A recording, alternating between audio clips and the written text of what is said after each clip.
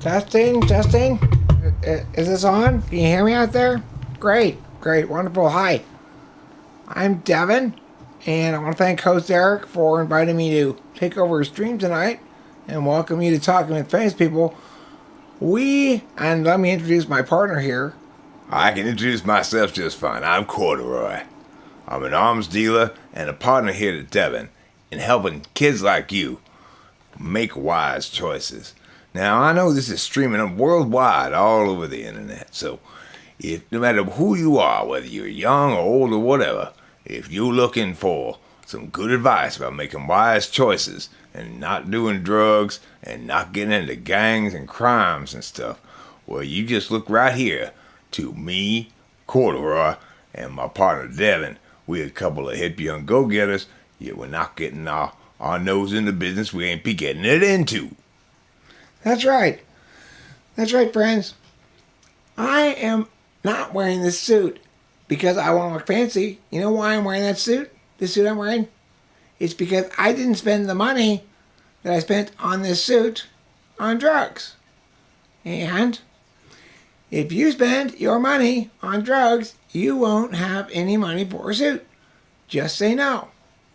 Look at Corduroy over here.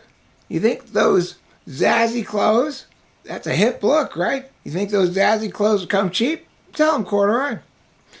Now listen here, folks.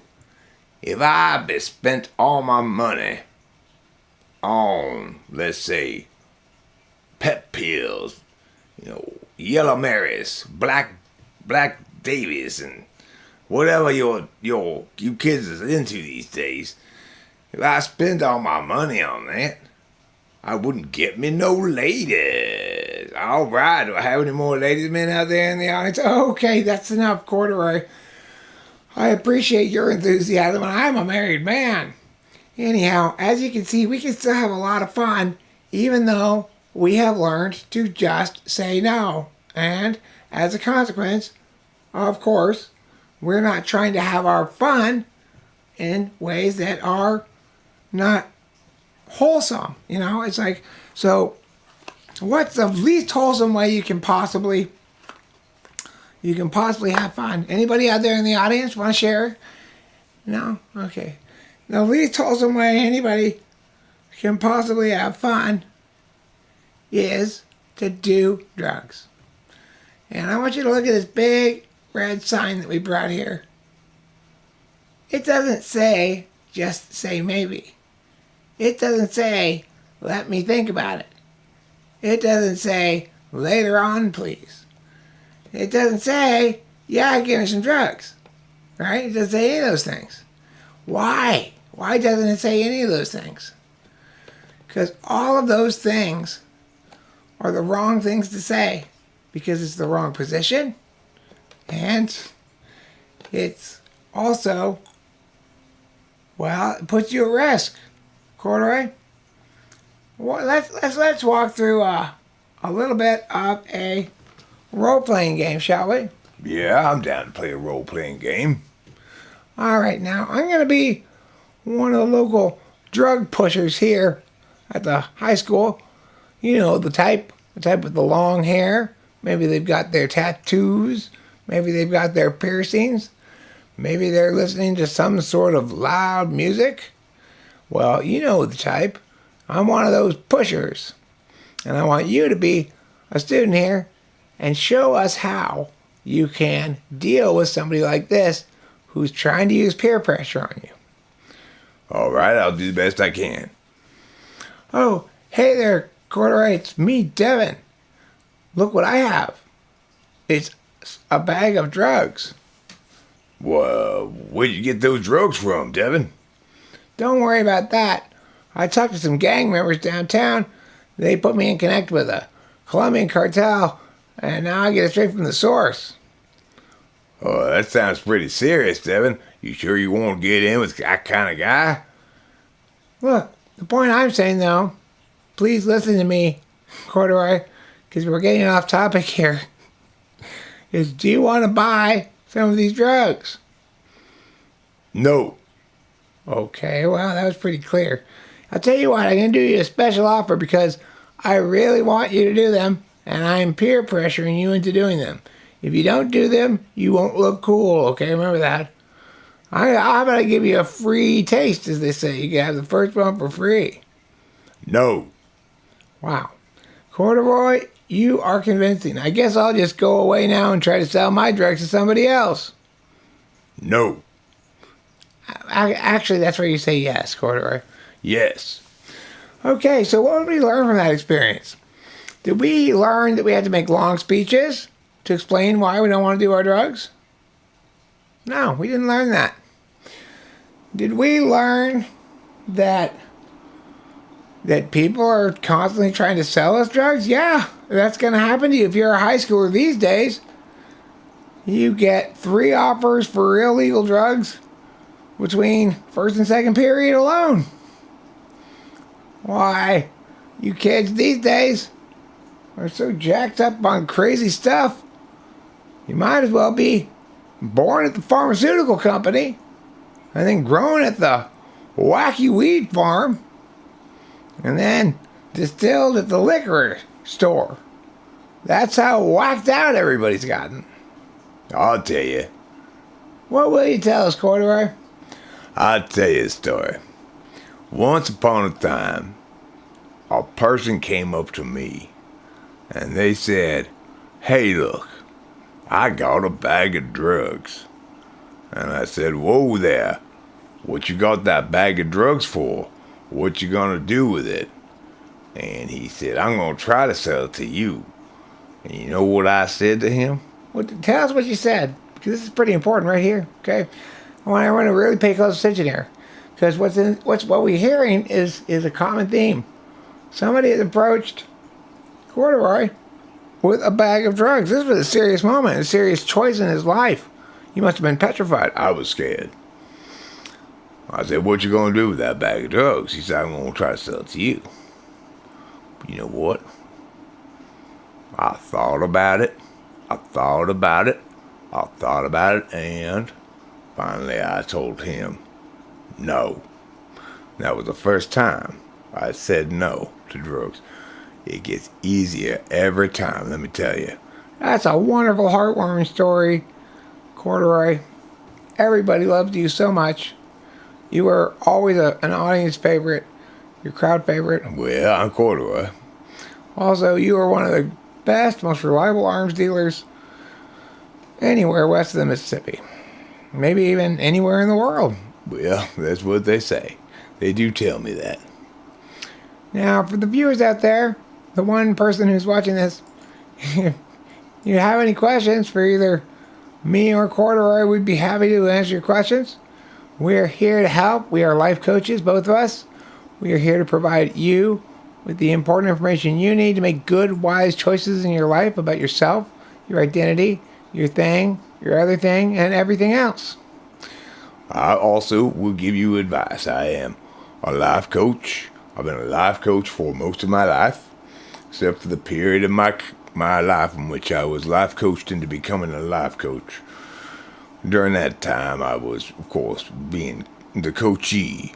But since then, I have been a life coach. I have coached, but now 5, 6, 7,000 lives. And I can tell you, it was an absolute success, every single one. I saw marked improvement in all of my clients in every area, no matter what. Wow, that's a bold claim. And what's your main technique you're using as you're doing your life coaching? It's don't do drugs. Say no to drugs. That's step one.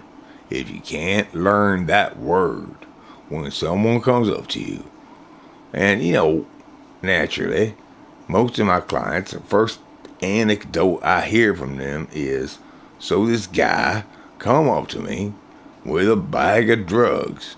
It's more and more common every day. It really is.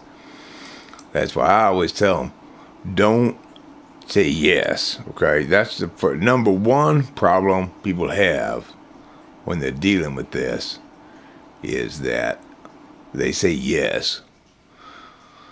So if you say yes, then you got it wrong. if you get to the yes, hang a U-turn and go around back is what I'm saying. That's a good analogy there. It's a good analogy. So what do you think would happen if somebody does say yes? Well, I had a friend one time. To protect his anonymity, I'm going to call him a Willie. Because his name was actually William, you see. Anyway, Willie, he was walking down the street, walking out the Rite Aid where he had picked up a pair of sunglasses in anticipation of a long drive. When lo and behold, of course, who comes up to him? I'm going to guess it. Was it a man? Mm-hmm. And did that man have something in his hand? Mm-hmm. And it was A bag of drugs, that's right. And he says to my friend Willie, "Hey there, you look like you might be in the market for some drugs. These are particularly good drugs, of the sort that are hard to come by and very expensive normally. But I would like to give you a free piece of these drugs." And my friend Willie, and it's understandable, not entirely not understandable, said, "Well, gosh, maybe I should take a piece of this drugs. Because, after all, this is valuable. I'm getting it for free. Maybe I could resell it." Well, I mean, that doesn't sound like such a terrible idea, does it, everybody? We're all maybe thinking along, hey, maybe he could do that. You don't have to take the drugs himself. He could just resell it, make some money. Okay, well, let's carry this thought line out and see what happens, ultimately. Yeah, let's see what happens, is right. So anyway, he accepts the piece of drugs from the drug bag guy, and he goes off, and he goes and finds somebody. He sees somebody sitting on a park bench at the park, and he thinks, maybe this fella here, maybe he want to buy this piece of drugs I got. And he go right over to him, and he said, "You want to buy my piece of drug?" And you know what? He made a sale? Oh, no. No, of course not.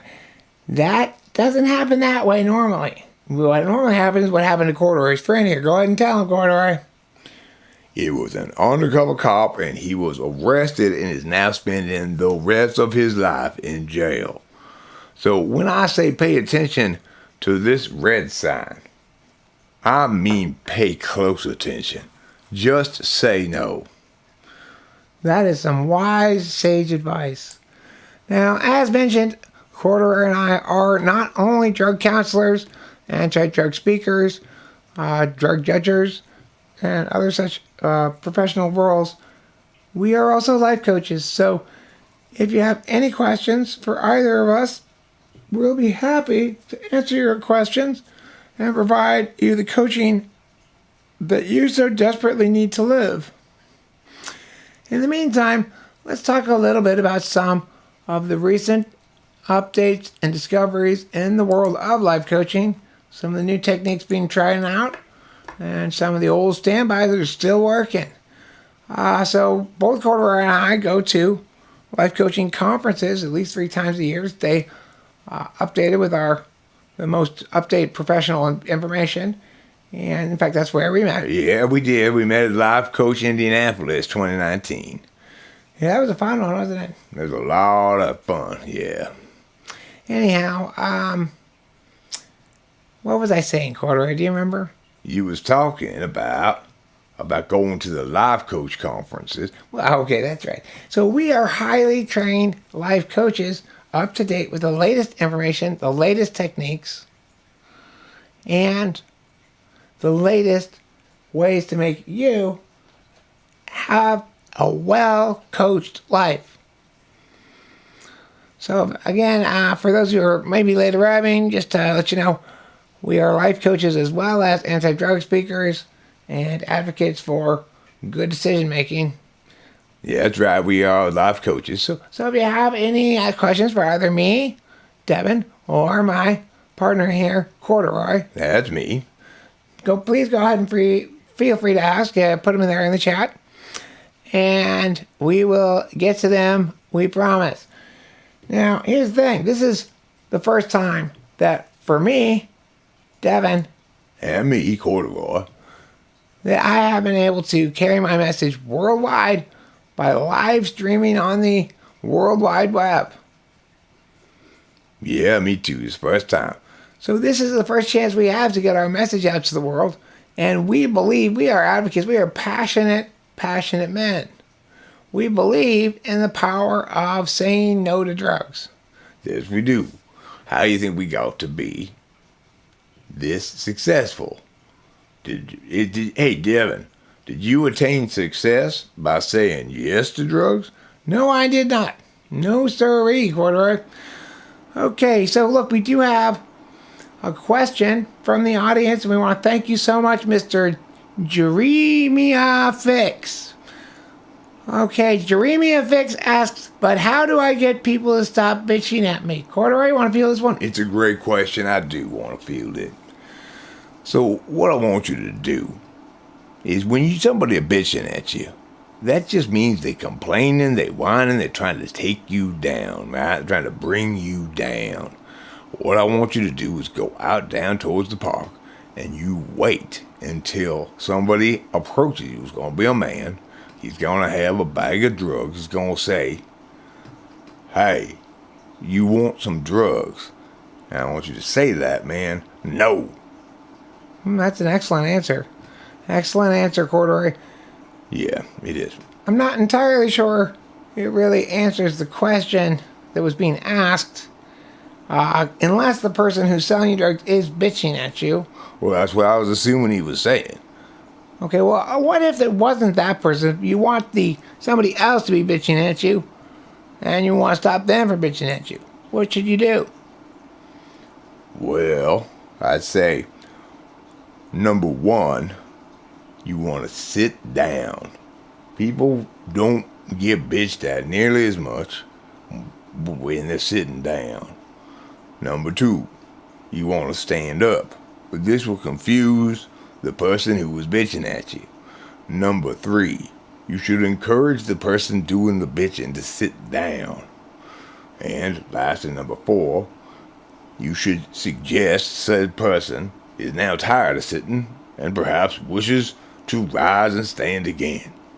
Lastly, number five, you return to your seat before saying, this is uncomfortable, and stand up again. At this point, the person bitching at you should be so confused by all of this movement that they would have lost their train of thought. Well, that's an excellent suggestion, Corduroy. I'm really happy to see some more of you friendly faces rolling in. Host Eric is out of town today, and he was kind enough to invite us to take over a live stream. He says, you guys are always talking about wanting to spread your message, and of course we are. Why don't you sit in for me on a live stream tonight? I called up Corduroy. Yeah, he called me up. I got my phone. I feel it buzzing in the back of my pants. And I pull it out of my pants pocket and I put it up to my ear and I say, hello. It's Devon, he says. And I'm like, oh, what you want, Devon? And well, let me take over here. Now, that's when I said to him, hey, guess what? I've got an offer. It's a last minute thing, but apparently Host Eric has to go out of town. And the Talking with Famous People live stream is hostless at the moment, and he's invited you and I to take over and spread our message of good health. I said naturally when I heard that I said, host Eric? He said, I told him no other one than that. The real host Eric. Well, naturally I was very delighted to have the opportunity. And we dusted off, we went to stores, we got out our biggest just say no button. Even the largest person with the largest shirt, this button will not be too small for them. And we said, we're gonna go first class. I'm gonna shine my pants with grease, and Devon here gonna get his suit dry cleaned. Yes, I did, and we got it the same day, which is extra. So let's take a look at what folks are saying here in the chat. Jeremiah Fix says, should I grow cannabis? Corduroy, what's the answer? This is a straightforward one. No. CJ O'Connell says, yo, sir. I don't know what that means. It might be some sort of secret drug lingo, in which case you're not welcome. with your intoxicants. Okay, just around here we say no. Let's see what's going on here. CJ says the fuzz got me today for my live streams, and now you have a strike and can't stream. Oh my lord, were you doing drugs? Oh, it's only for a week. Well, that's good. So, let me ask you this. Was it a copyright strike? Oh, okay, good. That reassures me because I'm not really susceptible to those. Says Eric in my earpiece. He's watching from afar, apparently. Yeah, he said he'd be watching. He said he'd check in occasionally. He's currently at a premiere of a high-priced feature Hollywood film on the red carpet. He got all dressed up today in his most couture outfit, and he said, "I'm going in a limousine." And he and Rachel went to the red carpet event. I don't know if they actually had a red carpet per se, but I asked Jose to send me a picture from his phone. Yes, that's right. So that's pretty exciting for him. But you know what's more exciting for us is that we're here now and we get to interact with all of you guys. And so we got another question here from Jeremia Fix. Is love a drug I should say no to? Okay, you know what? That's actually a good question because it starts to get into what our part 2 here, the presentation is, which is what can you do that feels good instead of drugs? And Corduroy and I have a 3-part plan with a 4th optional part to provide you solvency to this question. Well, if I'm not going to do any drugs, what should I do instead? All right, Corduroy, you want to go over the alternatives to drugs that we approve of? Yeah, I'll go over the alternatives. So number 1, sex and pornography. Yeah, so instead of smoking that wacky plants, instead of eating that heroin or whatever, why not try sex work? That's a good idea. Now, number 2, gambling. That's right. The beautiful thing about gambling is it costs sometimes, a lot of times, even more than drugs. But it doesn't get you high. Yeah, that's the key thing. You can't be a success if you don't say no to drugs. No, nobody can. CJ, let me just tell you right now. Fuck that noise. Don't go stream on Twitch. Because, you know why? I'm not going to notice. I'm never going to see it. I won't be there. Just stop watching shit. Just stop watching copyright shit on your live stream. Yeah. Hey, if you gotta watch something on your stream, you always watch Talking with Famous People video. You won't get any copyright for that. If you want, you can even invite Corduroy or I to come to your channel and share our anti-drug message. I guess it's gonna have to be mostly conversation from now on. Ugh. I have to say, I was quite struck by that Slacker movie you had on earlier. I was in the bath listening to it, and that's got some great writing, the dialogue and stuff in there. Makes you want to see that movie. There's one part of it in particular that made me laugh.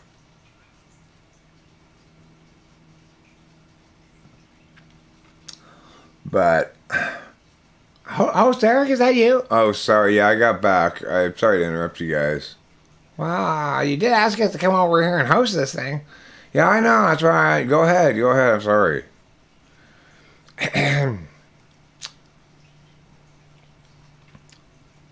Yeah, okay. So, number 3. We're going over alternatives to drugs that are perfectly okay and not drugs. Number 3, arms dealing. I'm an arms dealer. My name's Corduroy. And part of what I'm doing here tonight is I want to show you the merchandise, as they say. Okay, let me go get it over here real quick. You need to see the merchandise to believe it for your own eyes. That's how awesome the merchandise is. Maybe you is in the market for a scimitar, let's say. You in the market for a scimitar. You need a curved sword to rip out the entrails of your enemies. But what? But the problem is you don't have no ability to grasp things with your hands. Well, you could use this scimitar in ring form. How good would that be? So good. What, not satisfied? You want to see more arms options? Okay. I think you're really gonna like this one. Oh yeah, it's a Russian made. Meow, cough. Look at that gun. Oh yeah, that's good.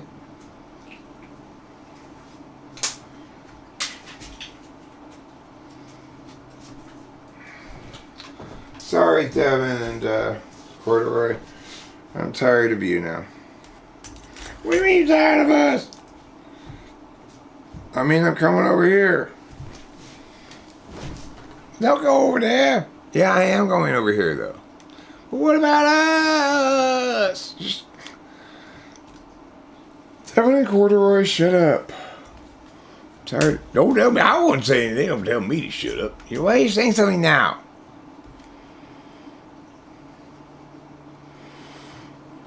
Hi.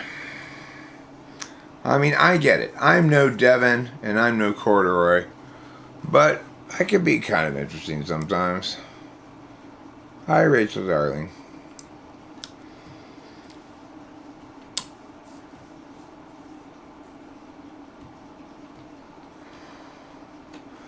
Rachel and I played Adult Intimacy before this live stream.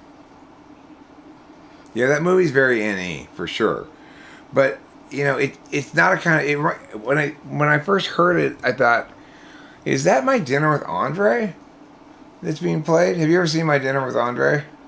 C.J. O'Connell. My soul belongs to Jesus, but my body belongs to you. And my blood belongs to the Chevrolet Corporation. How about you? I haven't seen it in a long time, but I remember when I did see it, which was like, I mean, I haven't seen it in a long time. Meaning, I think the last time I saw it was college, but I may have tried to see it. Maybe I saw it with Rachel, or no. Yeah, maybe I flipped through it with Rachel once or twice. It seems to me I've seen clips from it since, but when I saw the full movie, it was back in college, which was good, 30 years ago. And I walked out of it going, what a weird movie. Because, of course, the thing that it makes you do in that movie in general is it won't let you settle on a conclusion about the guy who's doing, the not straight man in the thing. The guy who's got all the weird stuff to say. You can't ever figure out, okay, sometimes he makes a lot of sense, and sometimes it sounds like he's a whack job, And then you keep expecting the movie to sort of resolve the matter for you one way or the other. That there'll be some sort of connecting thing that determines whether he's just a whack job or if he's got a point or something. If there's actually good reason to listen to him, so to speak. Why is your mom's face so awful all the time? Fucking TE. God, I wish TE would just go fuck itself, I really do. Oh, it's because the cords are tangled together. That's right. Have fun. Fun. Oh, now it's just barely long. Oh, it's stuck over on that thing. How fun. Everything has to be difficult for no reason.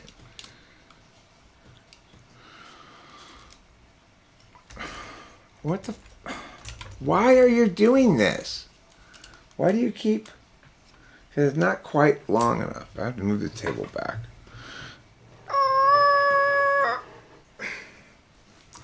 You don't need to be that close to my face anyway.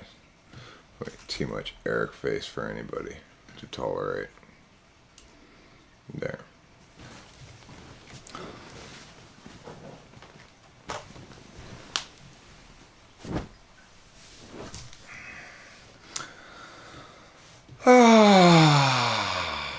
Okay, guys. It's me. I'm Eric. I'm Squaric. And I don't want any more Blerick. I don't want to touch Bo Derek.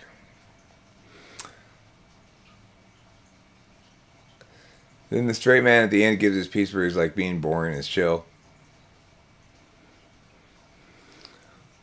I just remember regret and the part where he stops caring about art. Well, I mean, the line I remember now. You made the line. You made me remember the line that I laughed out loud at from that movie.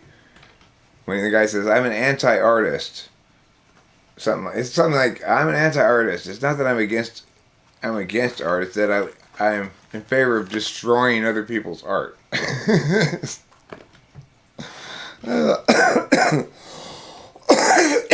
made me laugh out loud when I was in the bath. Anti-artist.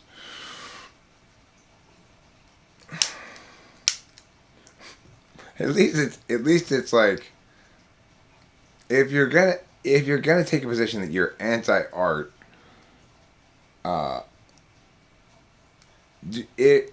least that answer eliminates a bunch of possible arguments people might make about it. Are you really anti-art because you seem to like rah, rah, rah, rah. Oh no, I don't mean it like that. I mean I like destroying other people's art. Oh, okay. Modern art is not the explanation for existentialism.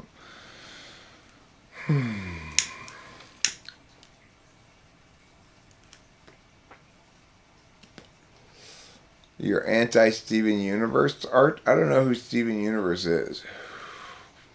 Your anti-Adventure Time art?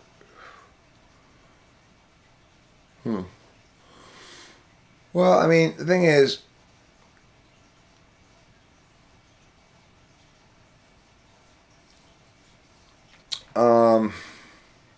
everybody's against some kinds of art. Like, everybody has something that they strongly dislike. Which, really, if somebody were to say, I'm kind of anti-art, what they would really be saying and meaning is the following. I'm an artist and or am into art, but I like shit that's not very arty, you know? And it's kind of true of me that I'm anti-artiness, even though I have plenty of artiness in the shit I do. That's just because I'm shitty at doing stuff. It's not because I'm trying to be arty, really.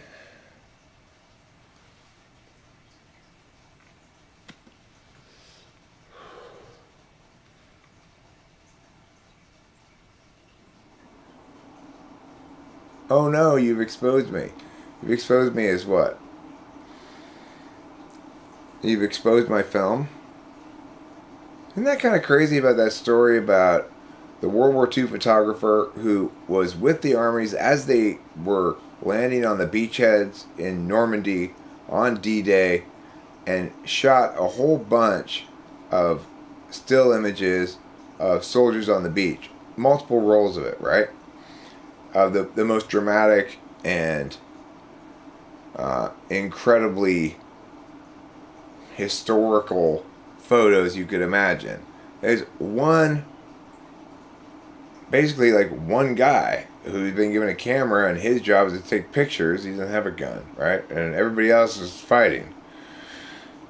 And he's in the heat of the heatiest battle too. And instead of just cowering and hiding, he's going around fucking taking pictures the whole time. And then he sends his film back to England to get developed. It's like 4 rolls of film or something. And the guy who puts it in the dark room fucks it up, and like only 9 pictures survived. Isn't that crazy? What a catastrophe that was. What a tragedy, you know? That because some guy in the dark room tried to rush through something and destroyed all the pictures except for like 9 pictures, which are very famous pictures, the ones that survived.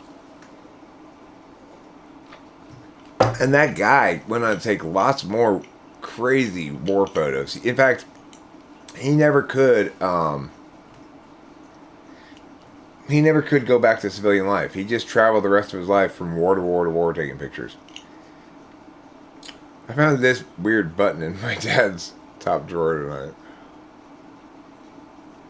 What in the world is this from? Search and serve? What? Who wears this button? Why? What does it mean? Where did it come from? Why does my dad have it? What is this button? Search and serve. What could it possibly mean? Well, but from what I've read about the guy, basically, he couldn't tolerate the lack of continual action and movement and going and doing and stuff. It was intolerably boring to him. Yeah, I like when Rachel was in the bathroom pooping and taking a bath, and I was waiting for her basically to have sex. I was just looking through the top drawer in my dad's old dresser, which is in the master bedroom. He's got like a bunch of wallets in there, a bunch of watches without bands, a bunch of Swiss Army knives, a bunch of keychains and little boxes and stuff. It's like little stuff like that, right? And I periodically, there's a lot of stuff in there, and I've never really done a thorough survey of it. So I periodically just kind of look through there to kill time. And I found this. I found that Just Say No button as well.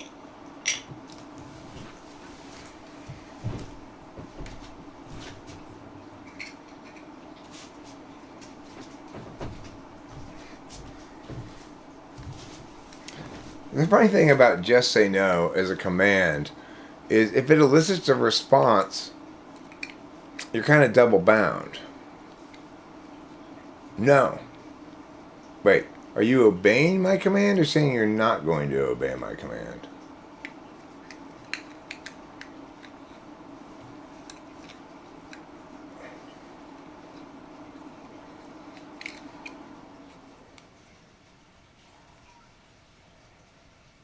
There you go. Just to remind everybody which of the words in the English language you're supposed to say. It's no. Don't say anything but no either.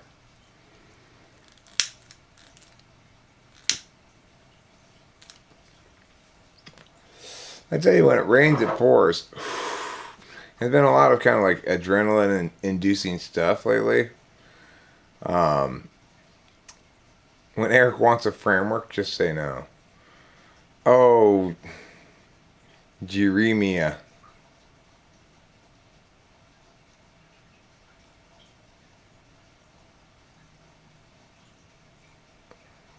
The TV show Talk Radio? I've seen that TV show. Or no, it was called News Radio, sorry.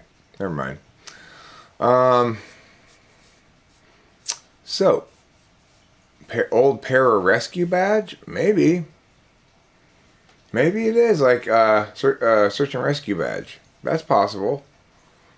That would make sense. It looks weird because it's got these 2 giant hands that look like they're grabbing these children in the middle of the of the state of California. These, I mean, if this is the scale, those children are absolutely enormous, as are the hands. I'm assuming the state of California wouldn't put out any buttons that aren't to scale.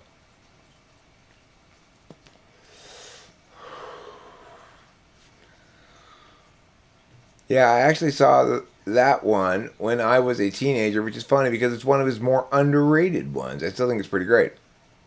Which one is that?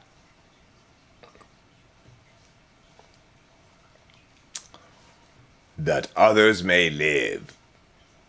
For real, it was an Eric Bogosian play too. Did you ever happen to see Talk Radio?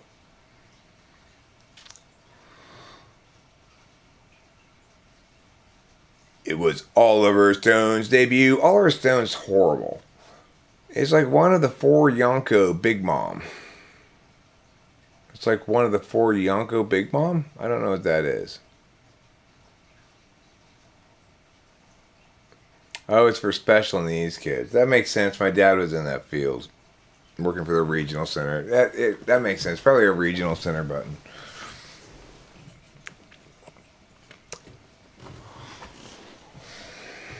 They're enormous, those special needs kids. They take up most of the middle of California. Oliver Stone is such a schmalliver bone, you know? I just don't like his schmalliver schmoniness. Doesn't he bug you? Does he bug anybody else besides me? Everything about schmalliver schmone bugs me. I just want to go up to him and say, Oliver Stone, hey, no. Stop being so you.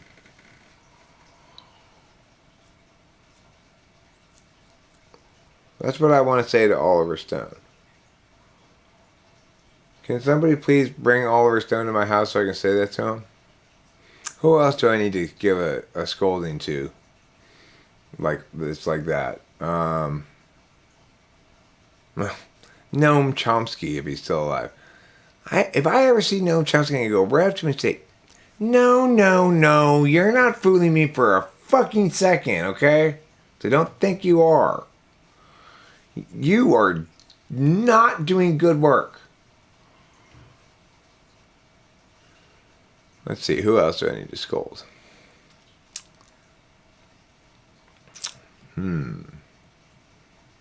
Maybe like Dr. Phil. Like, Dr. Phil, no. Well, yeah, you're not getting away with that shit with me. You're not engaging in any kind of actual discussion with anybody. You're just sitting up there and being all meow. You got to face the truth.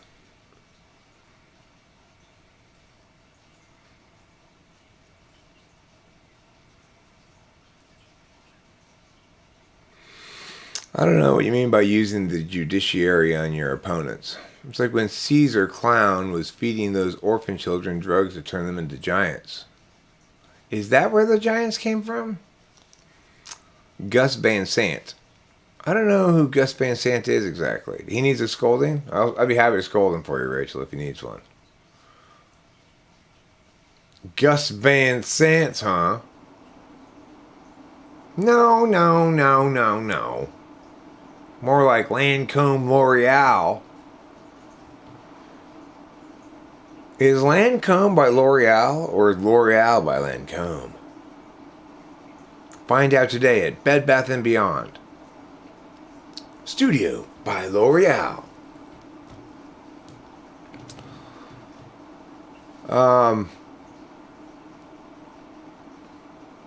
Did giants need regular injections of adrenochrome to stay gigantic? They sent the SWAT. Somebody swatted Oliver Stone's house? Oh, that's not cool. It wouldn't shock me if, it's someday some shit like that it will happen to me because I'm super open with with my information, and don't take precautions to really hide where I am or whatever. And as we've learned, recently, and I've learned many, many times before, this is not my first rodeo, right? This is not the first time that I wake up in the morning and somebody has gone down like all of my videos with a couple of different profiles and thumbs down to them. Like I give a fuck, but I notice it like, oh, all the percentages are a little lower. Okay, I guess homie must have spent his time wisely. So the thing is, I'm very much immune to almost all of the kind of shit that other people are susceptible to. Is Ni4 greater than Ni5? No. They play out about the same, but in different areas. So it's like Ni4 is great if you are a drummer playing along with a song that you're hearing. You'll know what beat goes under it, and you'll be great using your Ni like that, right? Ni5, same thing, except for language stuff. We're using the Ni as an action function in either case. But the problem is Ni4 sometimes manifests like that very unhealthy ESFP who called me. So-called Michael, whatever his actual name is, I don't know.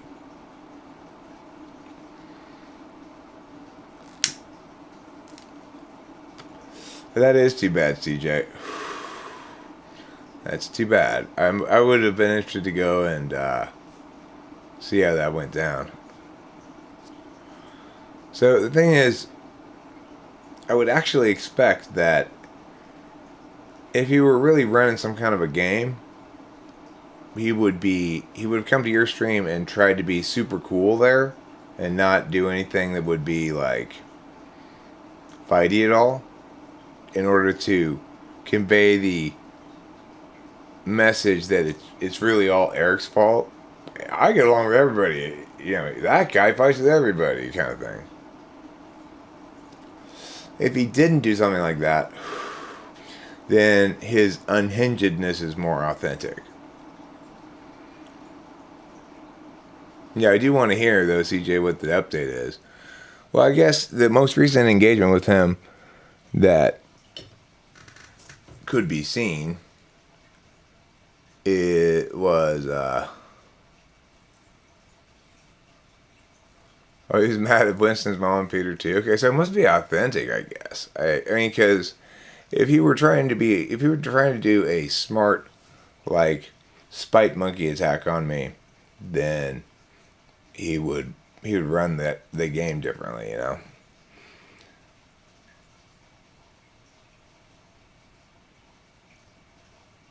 But then he just had to leave when I agreed with Peter about EHP, INFJ, intertype relations usually being good.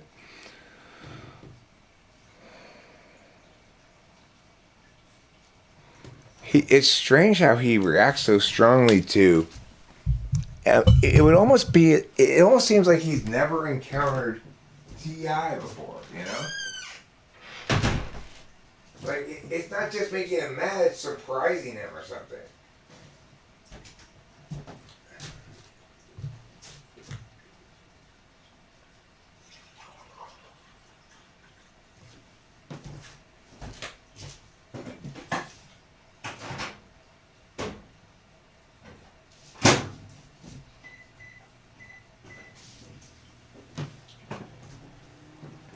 Like, he's as shocked and outraged by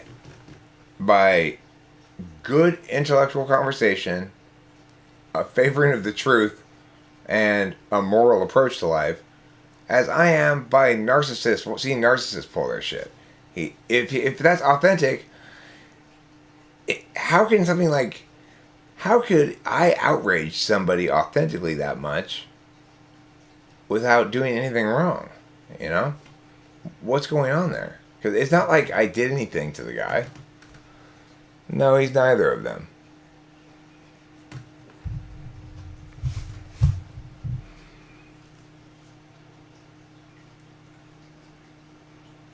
So it's really strange because the only thing I can conclude is that what infuriated him so much was this idea. What he kept calling pedantic and like sort of long-winded, big words. Blah, blah, blah. What he really meant, what he really resented was TI. Just that things should make sense. That people when you have a point and I say, okay, what do you mean by that word? That question really flustered him. It's like it made him very upset. So he's clearly like got a very reflexively outraged response to TI, Because it's not that he didn't have any points, it's that he didn't want to ever have to say what he meant,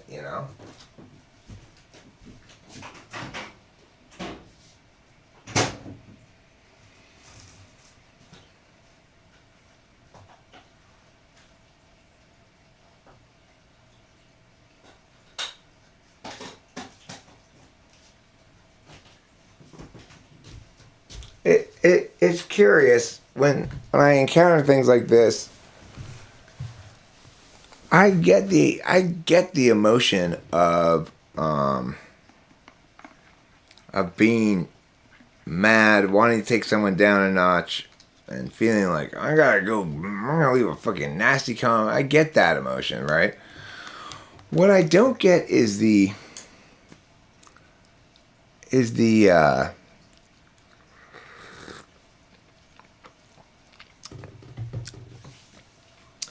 like when I have experiences that don't go well for me, like when I lose something or whatever, there's a kind of a grieving process for me. I realize, okay, I lost that particular battle or argument, and I try to take some sort of lesson away from it. It's usually a lesson about delivery or staying chill and not getting mad or something else. Because usually when I say I lost that, what I mean is, I inadequately, I guess, too large a number of people were inadequately persuaded that I was right.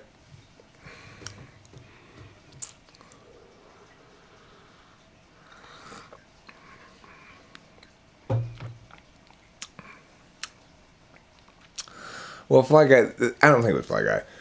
The problem is, I wasn't on track to even banning the guy or anything until he called me.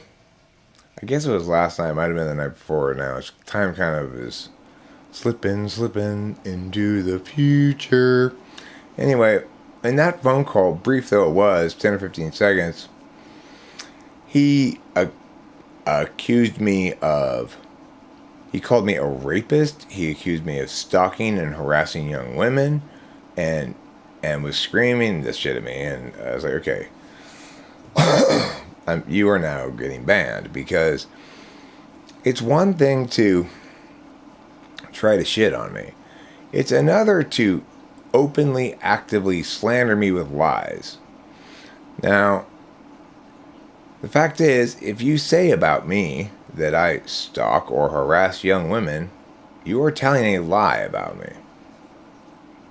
I don't do that, and I don't appreciate you lying about me like that.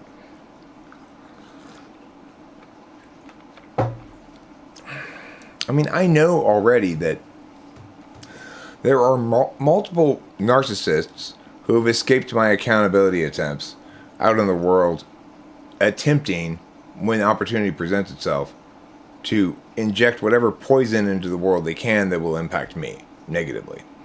Those people are called spite monkeys.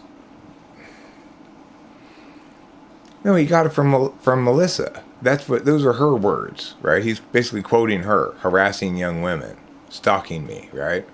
As far as the rapist thing goes, though, I think that was because that he basically escalated to that word in the phone conversation, not getting that it was that none of those things were true, thinking that they were all kind of like shades of the same thing, and or you might I don't know, but at that point I was like, okay, this guy's potentially dangerously unhinged. He's so desperate to get me, he'll say anything.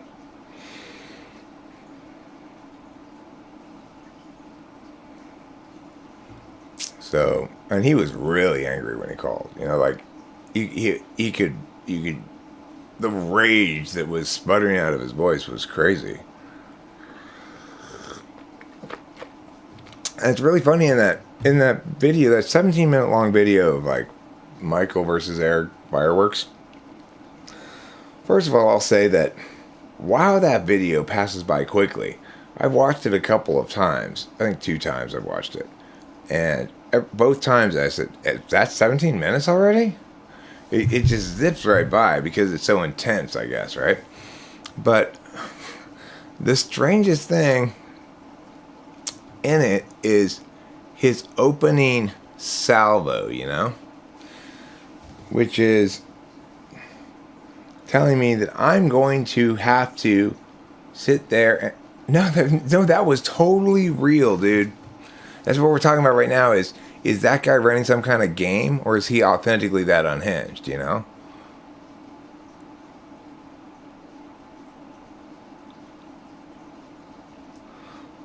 I mean, I get that too, Fly Guy. It is the case that I try to avoid things that make my adrenaline rush go, but it's different when it's, I guess, footage of my own fight.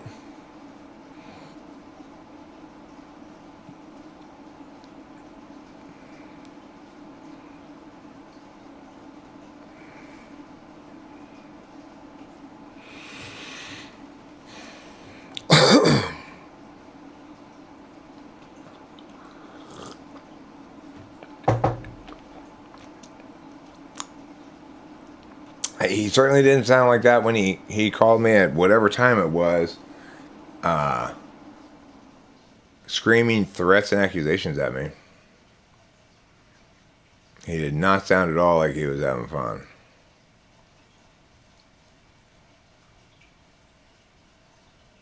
The thing that made me think he was like trolling and or not genuine at first was I was pretty suspicious about his inability to get into the Google Meet thing. Like, that sounds almost like he came in prepared to attack us on not facilitating him getting into the video conference room. But the thing is, whatever he thought he was going to play there, he didn't have the right setup for it. In other words, we didn't make fun of him for not going into the video conference room. We tried to help him. He had the feeling of he was trying to set it up. But, yeah, that's what I was thinking, Fly Guy, is that he was trying to feign being computer illiterate, assuming that we were going to tease him and say, you're dumb and stuff. When that didn't happen, he just went with his pre-prepared argument anyway.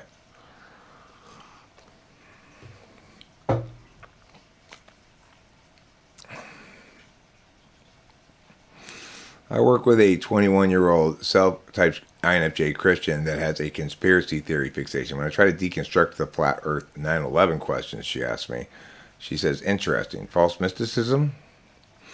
I think it's just a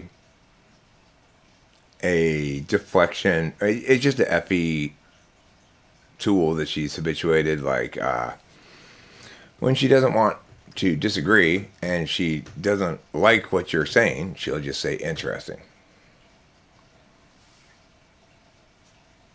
But it sounds like she's the one who's bringing up the topic with you, huh?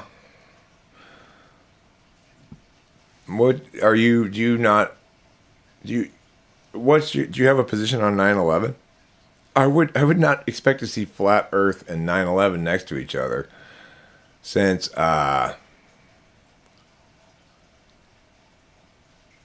I think he may have deleted the video he made on your channel or otherwise blocked me from his channel. Who?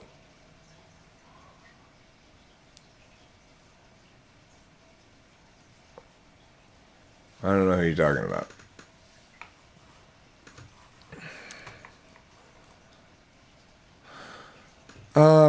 Well, we're talking about making wise life choices tonight, Eliana Diaz. We're focusing on our anti-drug message, just say no. And my position on it is, hey, don't do drugs. Instead, have problems with sex, gambling, and weapons. Fair trade. How could he have deleted my video? He didn't delete my video. He can't delete my video. He could put in like a privacy complaint thing, make this guy take this video down, but he can't independently from his own back end delete the channel I uploaded. It's still here. Big Fight Fireworks, host Eric versus Michael.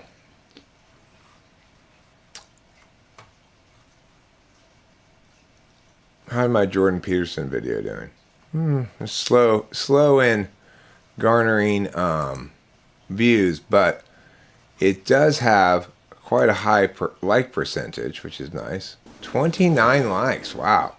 29 likes and 157 views, that's a very high like percentage for me.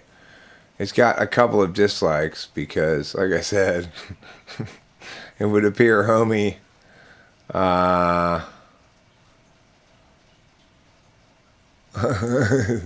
and you know, when we choose to make videos like this, imitating and mocking public figures, that's no laughing matter.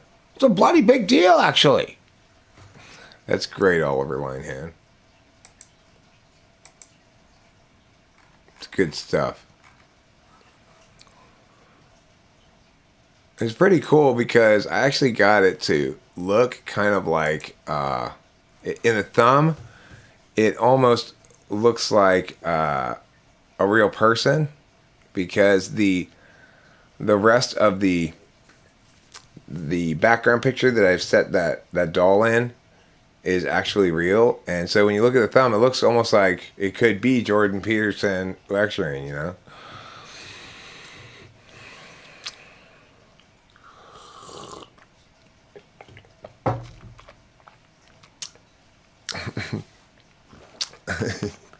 Life lessons. Number 72. Don't call into a live stream and semi-coherently yell about things. I mean, where did you get the idea that you had a wife and kid? I don't remember ever hearing anything about that. I mean, not necessarily, Fly Guy. No matter how angry I am, it never spills over onto my family members.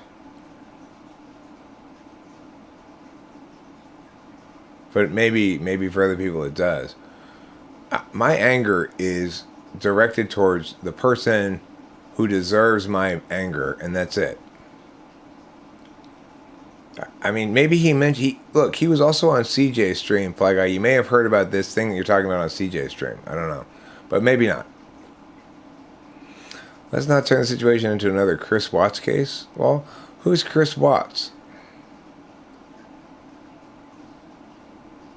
Well, obviously Michael Smith is a fake name. That's obviously not his name.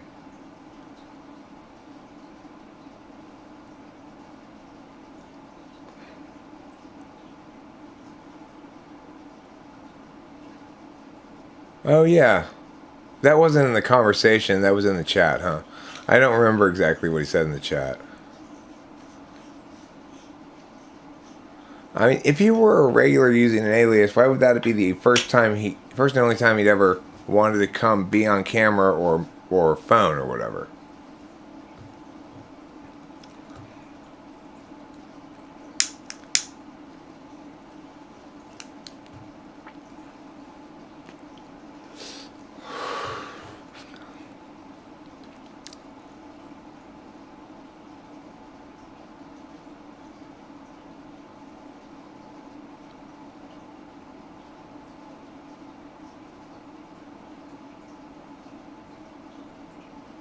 Oh yeah, I remember that. Now that is sad. I didn't even think about it at the time. I just was like, I didn't think why. I guess I did. I never thought to myself why this was occurring. Like maybe he doesn't want to go home. You know. I guess I was assuming. Oh yeah. I guess he was assuming that. Oh okay. Well. I mean, if it's all true, right? If you were gonna try to fake stuff, you'd want to have those kind of sympathy things in place, right? I'm just not. I don't know. I don't know what to make of him.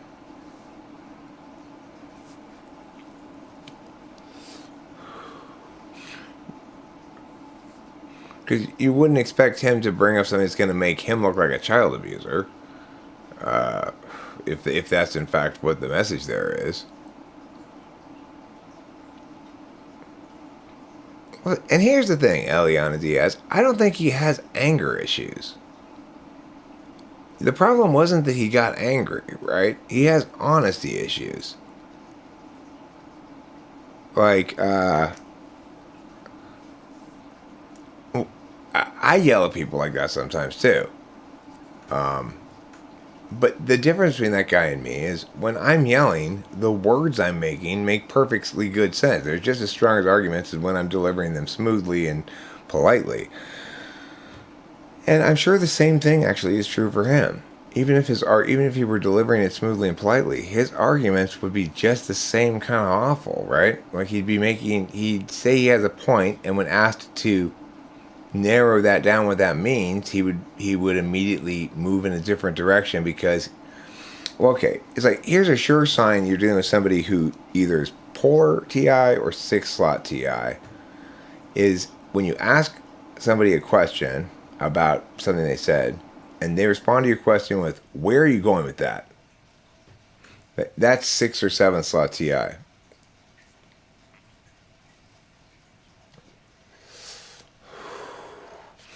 And here's a couple of things that are tool function FI, right? Like him asking me if we should end the conversation. Assuming, projecting his operational value onto the world. That everybody decides things based on what they want, right? And then I turned it back around on him and said, well, I don't know. Have you expressed what you wanted to express? Because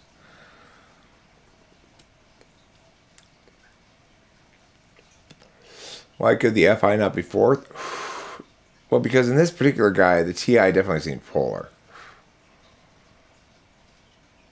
And in my encounters with him and his approach to things, he seems very much an action type, very much a TI polar, very NI fourth, in the way that he's passionate about his position, but doesn't want to have it be parsable. Really, it's always holistic.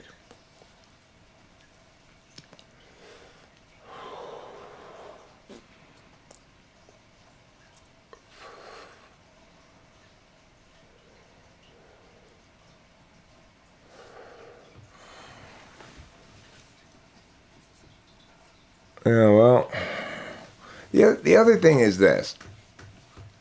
There is this phenomenon that I haven't quite figured out.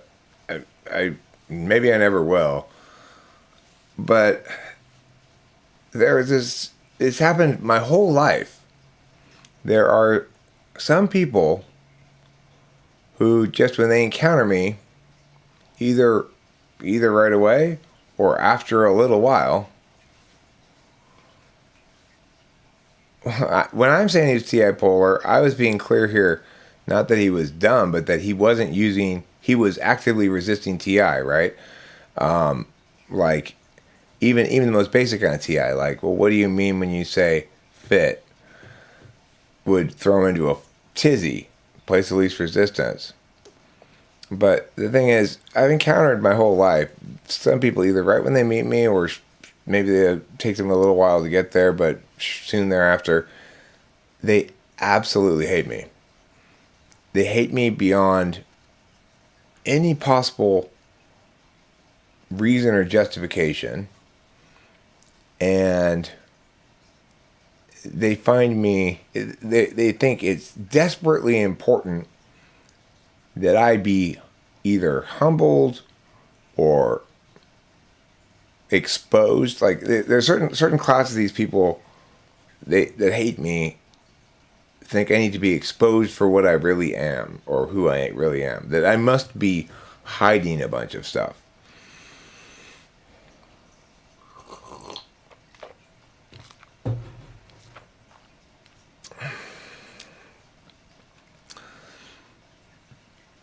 So it's like the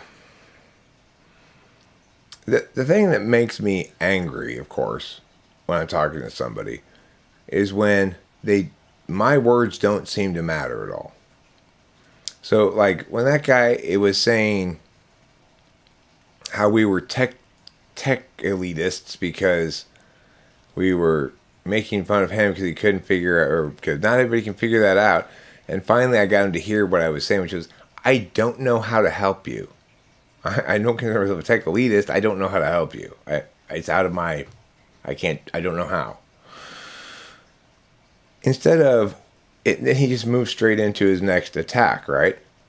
So it's like, that answer got through enough to him to register that, okay, this particular line of attack, that these guys are tech elitists who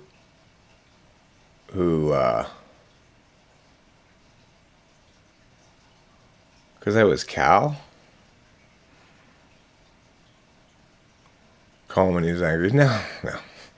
I don't care if he's angry. He can be angry all he wants.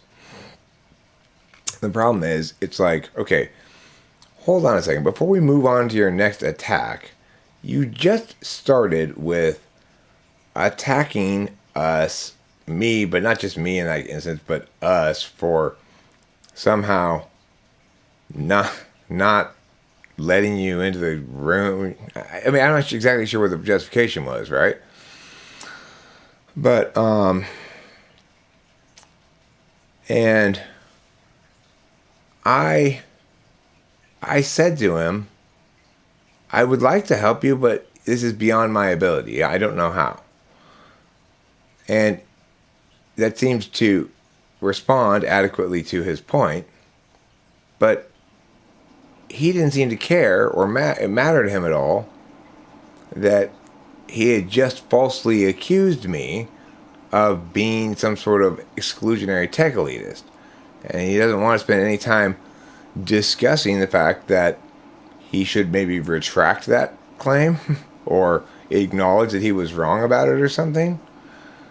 So in that regard, it's very frustrating to me when my words seem to not matter at all to the other person. Because, of course, they're saying words to me. They're expecting me to listen to, understand, and hear their words and respond to them. And when they then won't reciprocate that basic human courtesy, it's extremely frustrating, you know. I have no problem listening to people. I can listen quite well. I can listen for quite a long time even. But I need people to be able to listen to me too. If it's hilarious to think that I would say that he lost the argument because I was calm when he was angry. There wasn't any argument there. I don't even know what that was. I didn't think I won or lost in the argument. I just thought, well, I guess that guy didn't have any points to make after all. I don't know. It's like, he, as far as I understood, he was coming on to make some points. His first point, though, was just that it's my job to get torn to pieces by him in front of everybody, or just surrender right now, because he was not going to tolerate any other outcome. No, that'll never happen. Sorry. It's never ever going to happen. That you're going to, bully me into, geez, you're so angry, okay. That's not going to work. So, It's not even like we were putting pressure on him, you know. In that conversation, I was happy to give him time to think and come up with some sort of answer if he wanted to that was satisfying to him. I wasn't trying to rush him or push him, but you know, he didn't want his words to mean anything. And when that happens, then that means you're not going to answer any of my questions about what you mean. You're not going to allow me to figure anything out with words because you're not going to allow yourself to mean anything with words. That man is the definition of midwit. What's midwit mean? I've never heard the term before.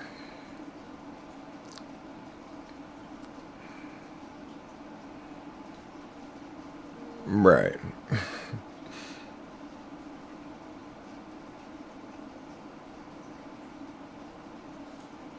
Yeah, it was quite a thing. But that shows you also the total absence of TI. The fact that he would say that I would make that claim, that I would say that I won the argument because I stayed calm. I didn't say that calm, number one, and that's not that had nothing to do with the argument. Not dumb, but nowhere near smart.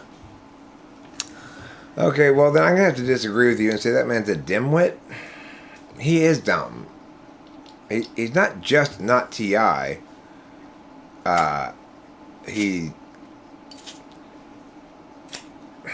Because it's like, it's one thing to get into an argument and not be TI about it. It's another to follow it up with another phone call to me later on in which you scream false accusations and threats at me.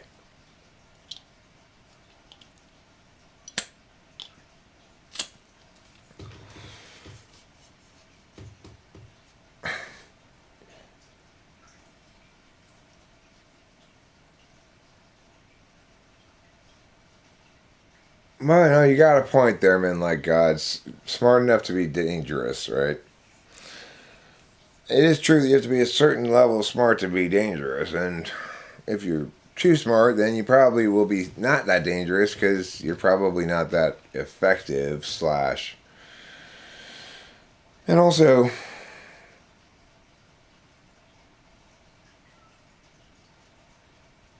well, I guess it depends where SE is really.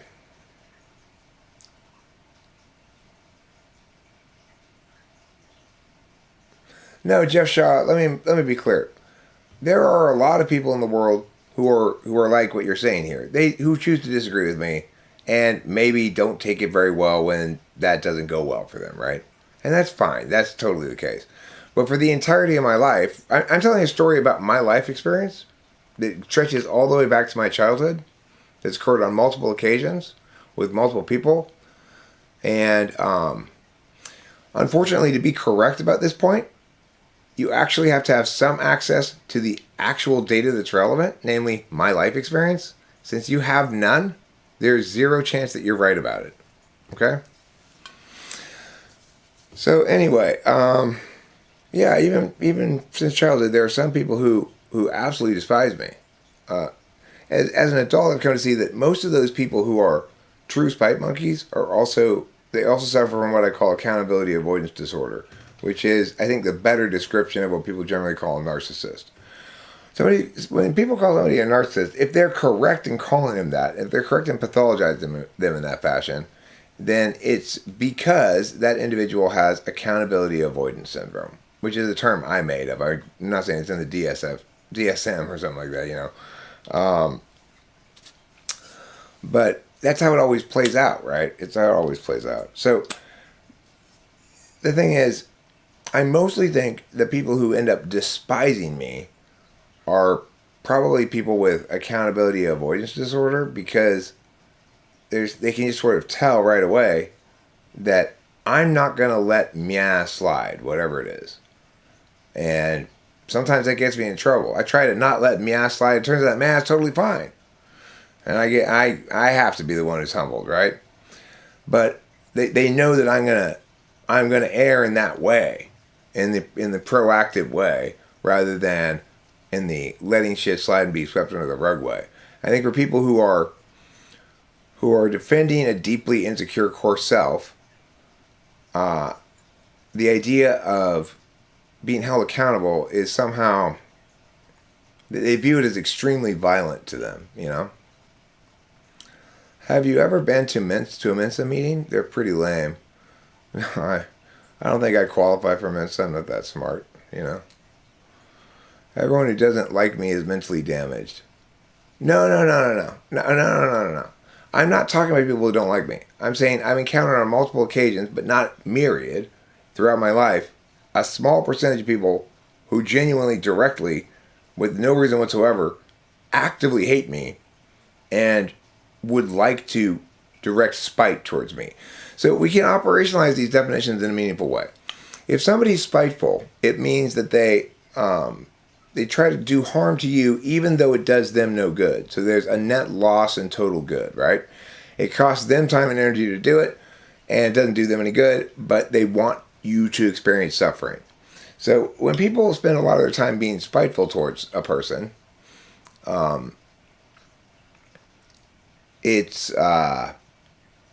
sometimes you can understand easily enough why. You know, maybe I stole Mia's girlfriend from him. Well, then Mia being spiteful to me, you can understand the motivation behind it. But see, what I'm trying to do here is talk through a real idea, Jeff Shaw, without playing you enigmatically disagreeing with me. So the luggage I carry, quote unquote, this is not luggage I carry. This is an interesting idea I'm trying to discuss. Now, please stop being dishonest in your dealings with me to the extent that you can, okay? Nobody's fooled by your passive-aggressive approach to things, and I'm trying to actually talk about a real idea with people who actually think some, so please don't detract from that process.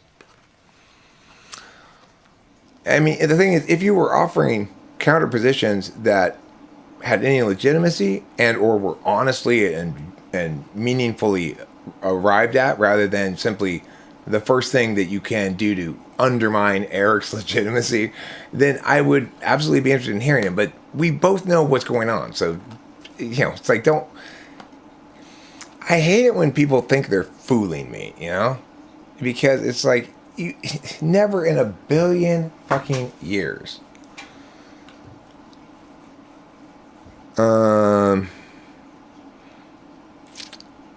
But you know what?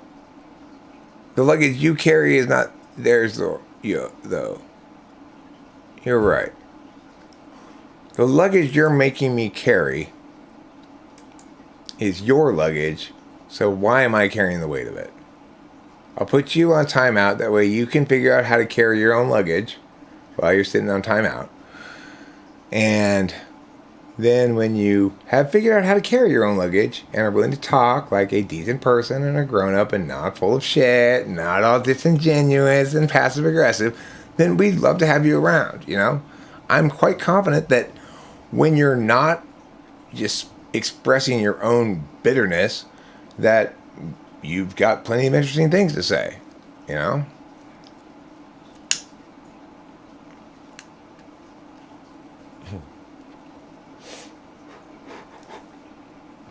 Jeff Shaw, how did you get off timeout so quick? The homosexual frogsy sequel not mate in the swamp you were building, Eric. Oh wait, that's not Jeff Shaw. That's Oliver. My bad. I read the quote. I assumed it was Jeff Shaw.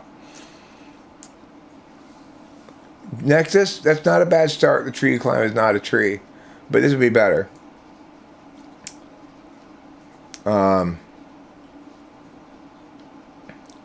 Eric, when you plant a tree in this kind of soil, don't be surprised by brittle branches.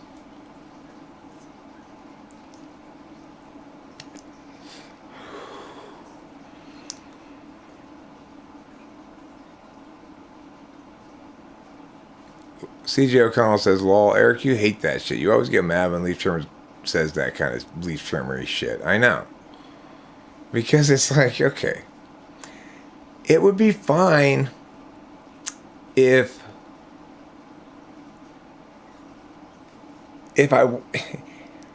if I knew for sure that you wouldn't conclude that you had somehow fooled somebody, I would just let it go and ignore it or whatever. But I hate the idea that with like when Lee Trimmer would do that shit or Jeff Shaw did that shit. I hate the idea that they have any possible chance of walking away from this exchange thinking that it worked. You know? Why was that guy so incensed? What guy? Michael or Jeff Shaw? Jeff Shaw wasn't so incensed. He just pissed me off by being too Jeff Shaw-y.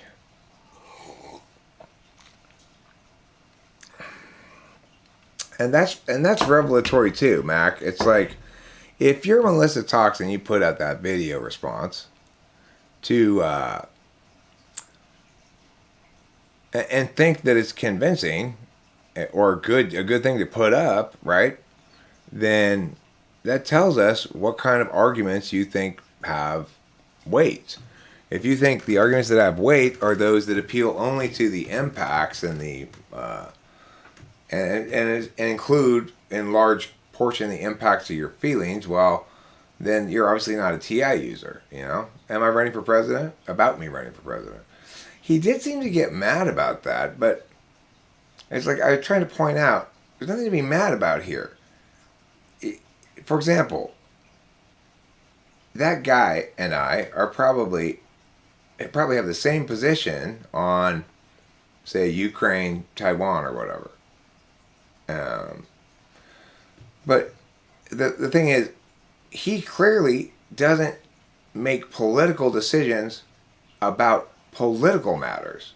So, in all of his conversation about how horrible a thing it was for me to think I might ever become president, right? He never mentioned a single policy thing. Never had any question about any political positions. Never negated my ability because of anything relevant at all, right? He just seemed to be very offended by my faith that I could actually do it. And when I laid out the case for it, which is fairly straightforward, I need about $100,000. I need a higher level of visibility, at least to hire some campaign people and set in motion a fundraising platform, architecture, and a schedule of events, and just have the fundraising has to at least just pay for the campaign itself. And I may or may not become president, but there's absolutely no reason why I can't do that, you know? And that seemed to outrage him, because that's true. It used to be the case that we believed in America that anybody could grow up to become president, that it was a citizen's job, not some sort of specialist position that required years of training and expertise. He was eventually banned, but he was banned for a private phone call he made to me that's not on the internet anymore. I didn't record or anything. I just answered the phone, so, you know. I really hesitated about whether to answer it, too. I was planning on not answering it. Then at the last second, I was like, well, who knows what he's going to say. Let's just see what he says. I shouldn't have answered it, obviously. I think he said in one of his comments that he thinks your arrogant attitude is why you're so unqualified. Of course, that's insane, right? Because he's a huge Trump fan. And anybody who thinks Trump doesn't have an arrogant attitude is insane, right? It's like Trump definitely has an arrogant attitude. And also, your president should be fairly self-assured. It may come out a little bit as arrogance in some presidents. Those presidents probably have more struggle maintaining popularity and stuff. But the reality is, nobody wants a weak president.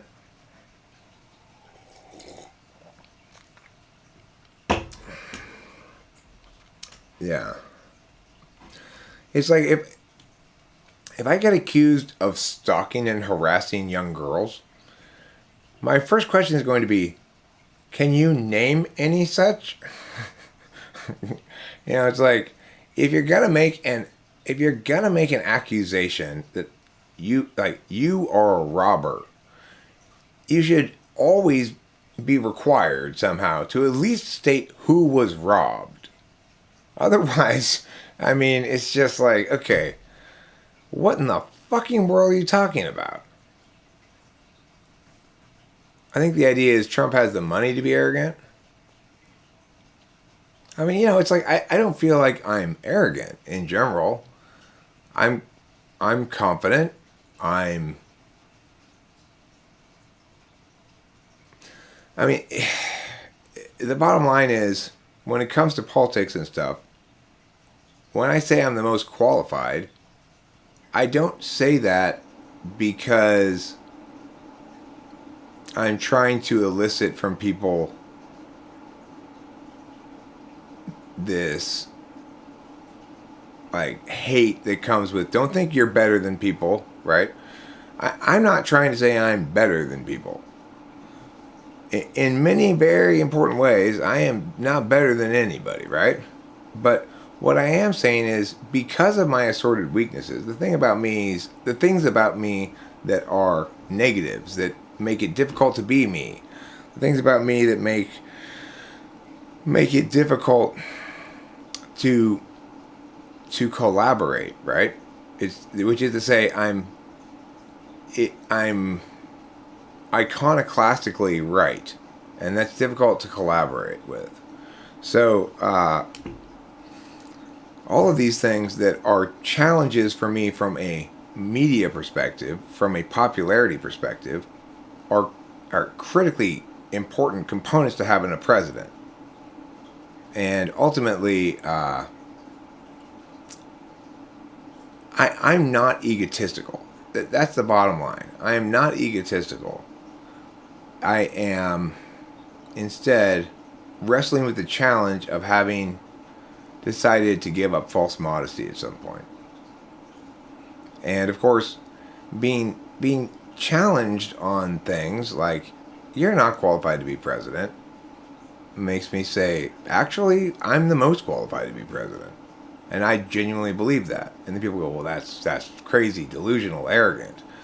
I don't think it's crazy, delusional, arrogant. And I can articulate what I think qualifications comprise. I can articulate why I think I'm the most qualified. And I can show you my platform. See, this is the other thing, is people, when the topic comes up, everybody wants to talk about me and my viability as a candidate. And that's what's wrong with American politics, right? Because I have a platform with policy stuff in it that anybody could ask to read, and nobody ever does.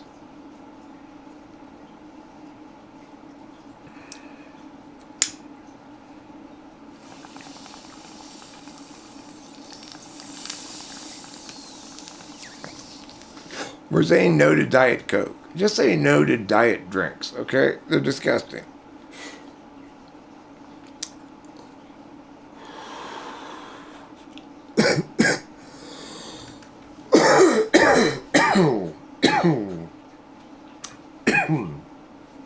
I mean, his behavior after that conversation suggests very much that that's not the case, show media. There's nothing in his behavior after that conversation was over that suggests, after he'd gotten over the anger, that he actually thought, you know what, that was fun, I'm glad I did it. No, nothing at all suggests that. Remember, maybe 6 hours after that conversation was recorded, he called me when I was about to go to bed or something, and screamed threats and false accusations at me before I hung up on him. So, I mean, that's what we're trying to get to the bottom of, show media. I'm trying to figure out if he's one of those people who I've encountered before in my life, that a certain subsection of a population, and happens since I was a kid, they're allergic to me. I make them so angry, and they hate me so much. And in some of those circumstances, it's conceivable that you could attribute that to, well, Eric was acting arrogant and needed to be taken down a notch. But my current level of confidence is not reflective of my level of confidence when I was younger. When I was a kid, I don't think I was especially arrogant, or self-assured at all. Even I was maybe too talkative, but maybe too jokey, but very much into incorporating lots of self-deprecating jokes for FE reasons. And I still do. I still try to incorporate a good amount of self-deprecating jokes as well, but I don't think I gained this confidence that I have now. That such that the confidence I have now is a smoothly spread confidence around my entire life. There were times in my life when I was confident in narrow areas, so I was always confident when I was at the debate tournament or something, and I felt good. I felt like I was in my element, and I felt like I was okay in my own skin. But then that was not anywhere else that I felt that, So you can't attribute this hate Eric thing to just he needs to be taken down a notch because he's too full of himself. There's something else going on. Okay, Eric, if you woke up a president tomorrow, what would be your first executive action? Okay, well, I mean, my first thing to do, my first executive action would be to get fully caught up on everything to the moment on Ukraine, okay? Because I can't tell you exactly what I would do right now until I look at the case for what's happening right now and whether we're justified. See, the problem is this. As I explained before about Ukraine, if I were president, if I had become president when Biden became president, if I had become president instead of him, there are certain things I would say at the beginning of a presidency. The first thing I would do at the beginning of a presidency is say the important things that need to be said so that later on, when somebody runs afoul of a consequence, I can point back to the clear, unqualified, and not at all mushy statement I had made before that justifies my action now.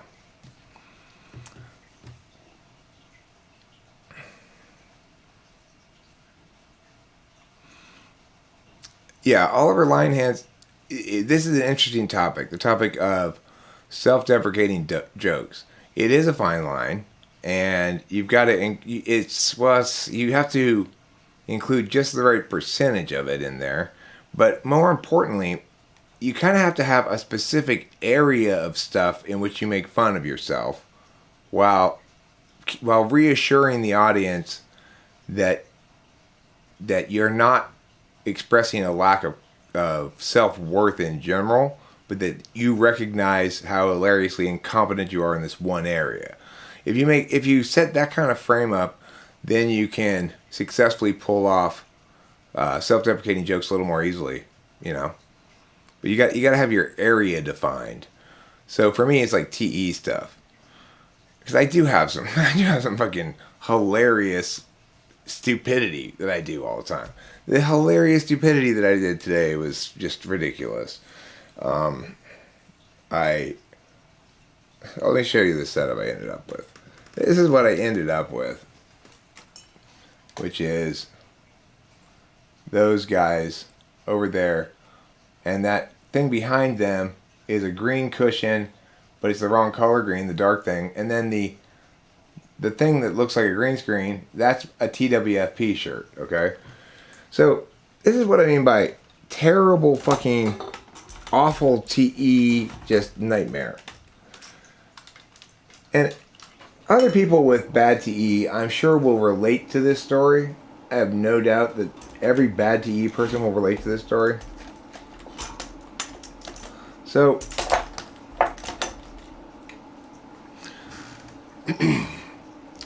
the problem here is I'm sitting on this couch, right?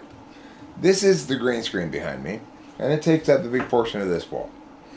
If I want to do doll things, then I have to move the couch, put this table here, put the dolls on that, and then I'll have the green screen behind them. But it requires a lot of furniture moving. So today, I had a brilliant aha. I said, I won't use the green screen for these then. I'll do it over there on the green chair. Okay? So I go over there to the green chair, and I realize, well, I'm not going to be able to do it on the cushion here on the green chair. They're not going to stand up well enough. I need a flat surface. So I got some wood, like it's supposed to be like the slats for underneath the bed that are connected with like straps. I saved those things for some reason, and I used that plus this other board because, of course, none of the boards that I was trying to use were quite long enough to go from one arm of the chair to the other. So I had to jury rig that, okay? So then I finally get that all jury rigged. I get my guys up where they're supposed to be, okay? And I realize, it's too far away from the computer. The camera won't quite reach.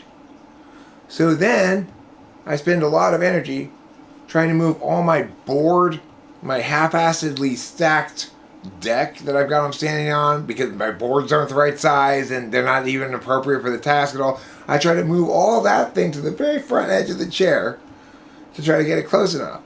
And I'm dropping shit and fucking falling over. I knock the camera over, all this kind of shit, right? And then finally I go, oh my God, Eric, you fucking tard. Okay, and I move the chair closer to the fucking computer. Okay, but this is just the beginning. I have a tripod. I've got multiple tripods, Eliana, multiple. Okay. The problem is, in this instance, I'm trying to the height at which the thing wasn't the problem. It was the distance, right? I needed to move the tripod with the camera on it is still USB to the computer, which I don't want to move because that whole setup's like doesn't ever move, right? The problem wasn't that it wasn't high enough, it was that it was too far away. So I moved it closer, okay? Now, after all of this work, I finally go into OBS. I go, okay, I got it set up, this looks pretty good. And I turn on the green screen filter. That chair is not the right shade of green. It doesn't work with the green screen filter. And at this point I'm going, ugh. And remember, all of this work has been done for one reason, to avoid moving this couch.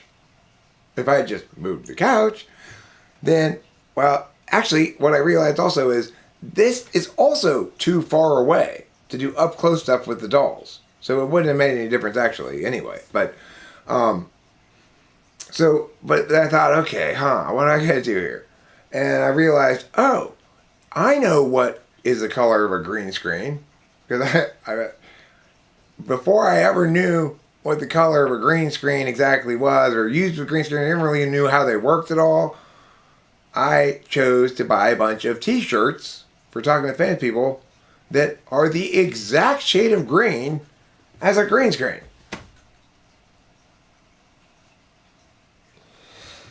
So, after I realized that all that work with the chair was moot, pointless work because it was not the right color of green and that it matters, it's like, I look over the chair, I'm like, well, that chair's green. That'll be fine. Well, yeah, it's green. I didn't look at this and say, is it the same color as this? I would have said, not even close. But I recognized that both these colors could accurately be described by the word green. So finally I go over there and I try to get it set up. But now I've got another problem. Because now I've got the green cushion from the chair that's not really green leaned up against the wall. And I've got the t-shirt draped over that so that I have actual green screen.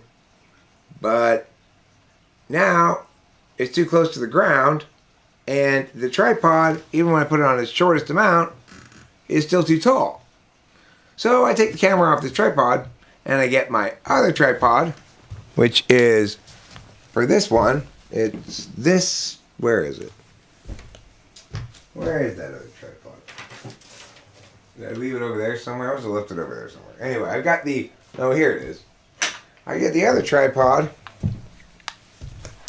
I take off its camera attachment thing, so I can screw the USB camera directly onto here. I put this down like this, and try to put the camera like that, right? But then it's too low. But then it's too low, right? Because I've got them sitting on top of these boards here. And so I'm like, oh my god. So finally I get the ottoman. I put the ottoman under the boards. I take this back off of the thing. Get these other tripod back because it's tall enough for this. And finally at the end, I had a little stage set up for two little dolls that had a green screen behind it that sort of worked. That I could actually film. But, you know, when I started, okay, the point is this. I know, it's boring, right? TE is boring. Isn't it boring? Isn't TE boring? So boring. The point is this. When I said to Rachel, okay, cool, I have a US, because I needed to do it in OBS, because I wanted to have the background picture. There's certain, you know, doing things in OBS allows you to do more stuff than doing it on your phone. And so that means I'm using my high def, this camera. I'm using this camera. So anyway, the point is, when I said to Rachel, hey, I want to make this little video. I got a couple of little ideas. I just want to play around with these dolls and make some videos. I like that fun thing that was sort of freestyled last night. It would be may come out good if I edit the freestyle one. We freestyle some stuff together, Rachel, and blah, blah, blah, blah. And so when I said that, let's do this, I'll just set up for the dolls. I was imagining, you know, okay, well, we'll just set up the dolls and then we'll start the recording and blah, blah, blah. You know, and then what ends up happening? It's like 45 minutes later of trying 6 different ways of filming 2 little fucking dolls, right? And 45 minutes of like, Eric, you're so fucking stupid! That conversation happening multiple times during the course of it. Finally, I sit down and smoke a cigarette and go, okay, so step 1 done, right? When you say step 1, then you go, okay, that won't take that long. That's easy enough. Step 1, we do step 1, and then we'll be ready to go. You know, step 2, step 3, and then we'll be ready to go.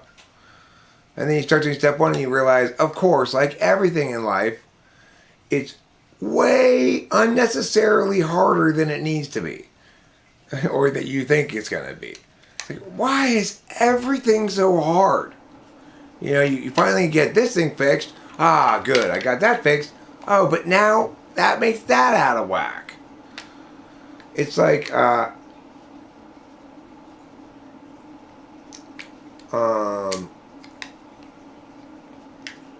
you know, the ultimate TE polar person would have a seesaw, okay? Would have a seesaw and would be told, here's the problem you have. The problem you have is that the seesaw is not flat. One side of it is pointing up, okay? That's the problem you have. TE polar person. The ultimate TE polar person. The ultimate TE polar person would do this. If they were both TE and SI polars, they didn't remember anything, right? They go, okay, oh, it's like this. Okay, let me put this thing on here. Oh, okay, it's like this. Okay, let me put this thing on here. Oh, okay, I'm trying to get it flat. Well, this side's down too low. Let me put it on this side. Oh, it's still not flat. It was almost there in the middle. That's the ultimate TE polar plus SI polar person. Because there's this failure to recognize how your action in the current TE frame plays in the larger TE frame. So it would be another example would be like Rachel and I are going to go give haircuts. In the middle of going to get outside to get haircuts, a secondary problem emerges. It's too cold outside. We're cold. So we shift our attention from setting up the haircut stuff outside to solving the coldness problem, right? And we put on more clothes. And then I say, oh, I almost said the stupidest thing, Rachel. And she says, what? I almost said you should put on a hat to keep warm. And she's like, actually, no, that's a really good idea. In that case, I almost, and she did, get stuck in the TE frame of the problem we were solving. Namely that it was too cold outside. And forget that the reason we were solving that problem was to enable the hair cutting. So if a solution to the coldness problem precludes the haircut, then we've attained no absolute value in remaining warm, because that's only instrumental in the larger frame of cutting the hair, right? So that's TE. One way to think about unconscious TE is that it has trouble recognizing when solutions to sub-problems don't fit within the larger TE frame. You know?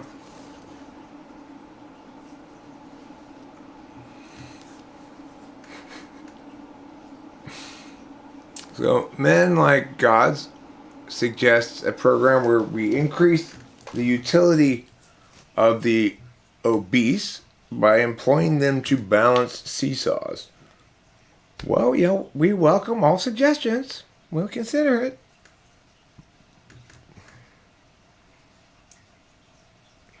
The Y in corduroy hanging out the back, the black panel, says hello. Cool.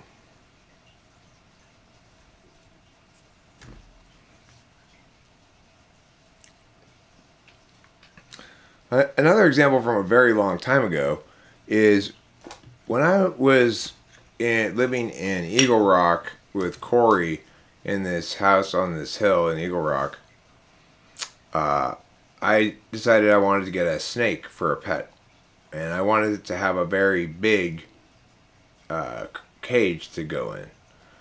So I was going to make a big, basically a wooden crate with like chicken wire, so the snake couldn't get out, but you could still see in. And I decided to get in this regard I was smart. I asked my ESTJ friend, I guess I probably just started talking about the idea to my ESTJ friend Al Areno. Anyway, he ended up helping me make it. But I was like, okay, well, I got these pieces of wood that all, like, the ones that I got 2 pieces of wood for these ends, 2 pieces for the long way, 1 piece for the bottom, 1 piece for the the top, and this is how big it's going to be, because that's how big the pieces of wood were, right? And he looked at it and said, have you measured this? I'm like, no, I just picked what it looked like would make a big thing at the store, at the wood store. And he takes out his tape measure and measures it, and then he goes to the door frame and he measures the door frame. And he says, no matter how you turn this, it won't fit through any regular door frame. I was like, that's kind of important. If we'd built this whole thing and I put it in the back of my truck and got it to Eagle Rock, there's no way I could have actually gotten it inside the house. That would have been a problem. Even if we took the door off, it would still have been too big. I encourage everyone to read A Hunger Artist by Franz Kafka. It will shed so much light on Eric's portrayal. Now I will be timed out and have to do push-ups. I'm good, though. Shed so much light on Eric's portrayal? My portrayal of what? My portrayal of Iago in the play Macbeth?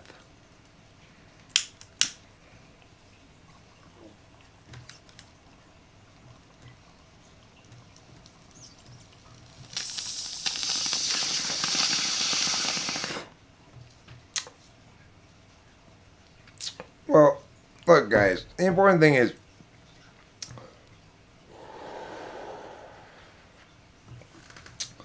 no doubt you like Jeff Shaw are trying to figure out what Eric's pathology is.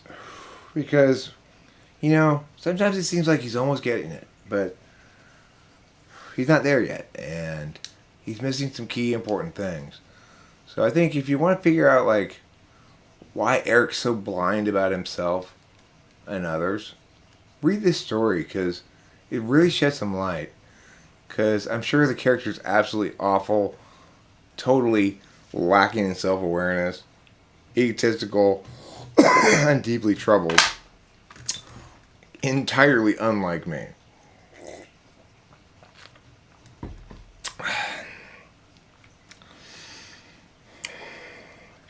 The funny thing about push-ups is, really you're pushing down, It's true, you are. You're not pushing up, you're pushing down.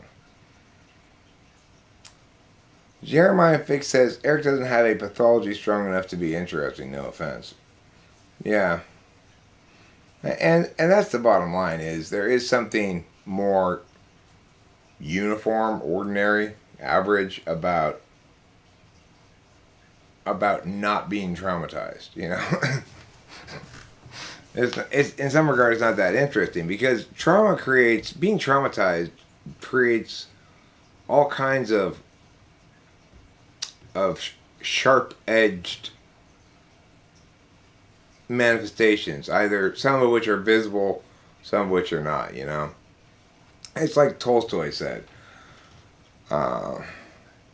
unhealthy families are each interesting in their own way, whereas healthy families are all boring in the same way, or something like that. He said, that's a paraphrase, but he said something like that. And it's true. It's like there's not much to say about my family life. It was pretty boring, It was, my parents went to work, we had meals, and I had to go work, I had to do a lot of work on the weekends. My parents had properties in the desert, and I had to go paint them and clean up the apartments when the tenants moved out, and there's fairly high turnover because it was kind of slummy. I used to clean up a bunch of really gross, drug paraphernalia stuff in some of these apartments when I was a kid. So I guess that's kind of interesting, but it's not really about my family, It's just something that I did while working with my family on the family business, I guess you could call it. Or the family investment business, because my parents both had full-time jobs, but they also owned a couple of properties that they rented out, Duplexes and quadruplexes. It's kind of like where they take one house that's on one lot and they leave it on one lot but divide it into two houses, or they take two houses on two lots and they leave it as two lots but divide it into four houses. Those kind of things. Great book, though. What, you mean War and Peace by Tolstoy? I've never read the whole thing. I read bits and pieces of it. I read for a while into the book, and it was just like, okay, is this Alexander? Is it Alexandra? Is it Alexander? Is it Alex? Is it Alexis? Or is it Vladimir, whose nickname is Alexander? Which one is it? They got 6 characters with the same name. It's kind of ridiculous, that book.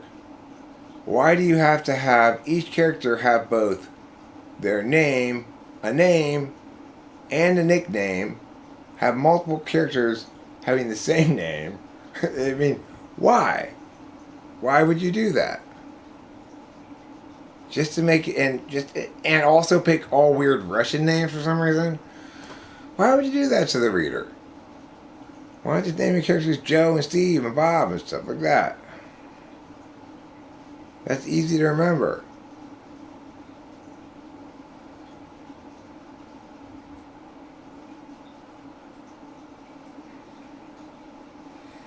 That's probably because in Russia, how can I finish an essay if I don't want to? What's your essay about, Octavio Silva? Tell me your topic, and I will write it on the fly right now for you, and all you have to do is transcribe it. Okay, just tell me the topic. Go. I'm gonna help Octavia Silva finish her paper right now. What's the topic? Don't test me because I won't. You won't what? You won't pass the test? Hey now. Hey now. Hey now. And I swear, and the moon and the poo and the yeah. Yes, I can. What's your thesis, Octavio Silva? Tell me your thesis. Do you have a thesis?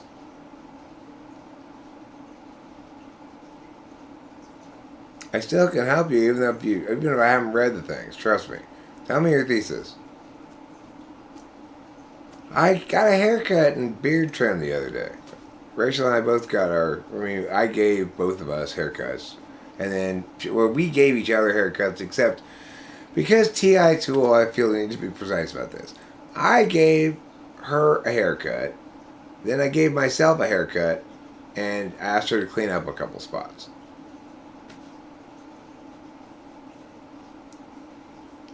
Really doesn't matter, man, like God. Just tell me what your thesis is, Octavio Silva.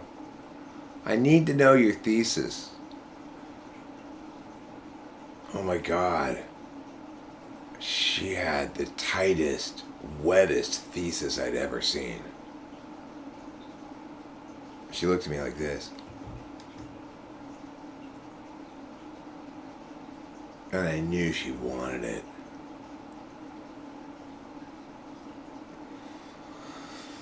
Backhanded compliment. Oh yeah. Backhanded compliment. Oh yeah.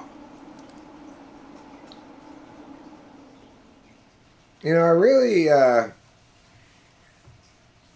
I haven't really played it since I recorded it, but I've got it all obviously written down as to what the notes and the words are.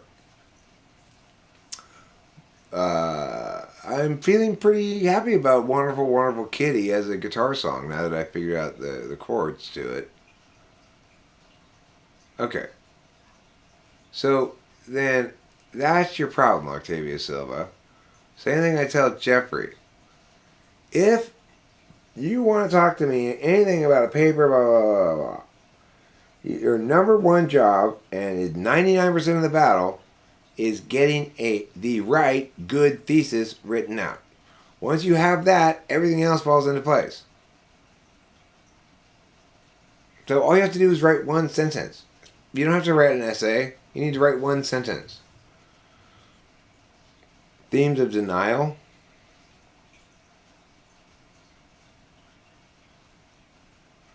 So, look. If you want to make it sound kind of fancy or whatever, you'll say, although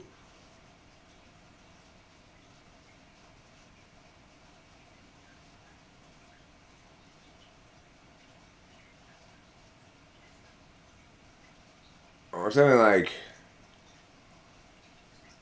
at first blush, fiction A and fiction B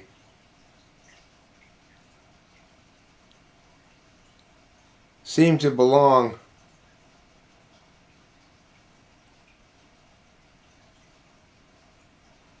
to different parts of literature.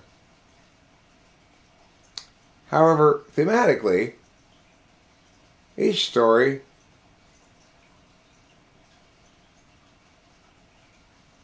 expresses the author's prioritization of meow value over meow value. So in this case,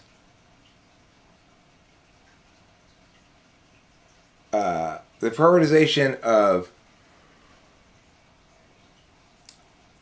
valuing truth over one's own ontological comfort. Okay? That would be a way to put it. Now, you just just go back, rewind, and write down that thesis I just said, word for word. And then the rest of the paper will fall into place. But if you want, then the second part of the thesis would be something like, story A approaches its affirmation of singular truth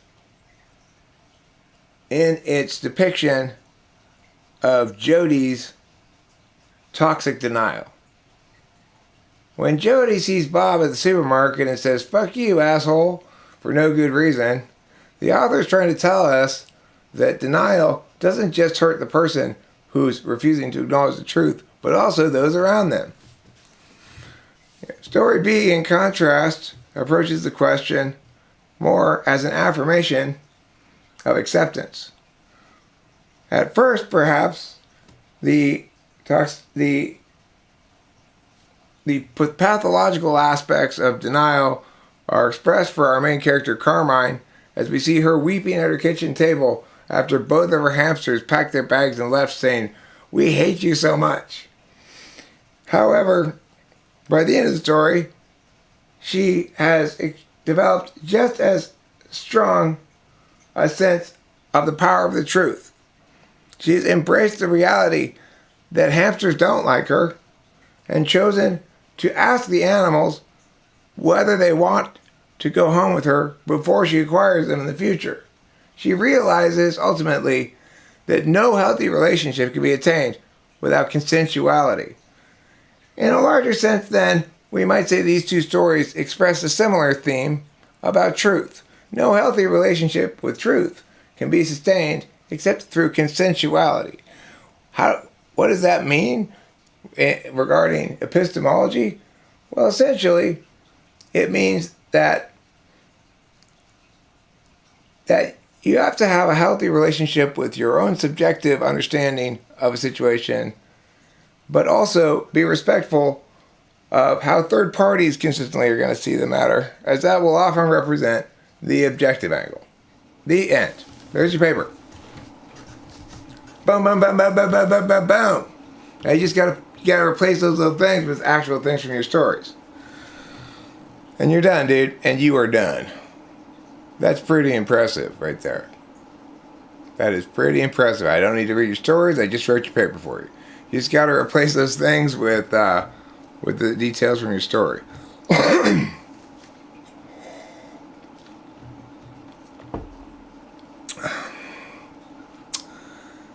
Well, I don't like to sing "Color Me Bad" too often. Wait. Is it "Color Me Bad" who sings, "And I swear that the moon and some stuff over there.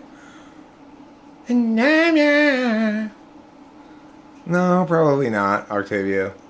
I hate that kind of shit. You just got like a $60 value for free. At least $60 value. All you gotta do is rewind this and just fucking type all that shit in, replacing the Joe and Bob stuff with stuff from your stories, and you're golden, dude. But it's totally fine. I was happy to do it. Why? Because it gave me an opportunity to show off. And if there's one thing Eric loves doing, it's showing off. In general, I'm not quite good enough at most stuff to show off in such flashy fashion as I just did. Because I guess I'm operating under the assumption that it's more impressive to write a paper on the fly than to, say, freestyle a song or something. James Careless, I am so proud of you. A 60-page thesis. I can't believe it took you 60 pages to complete your thesis sentence. How long was the rest of the paper?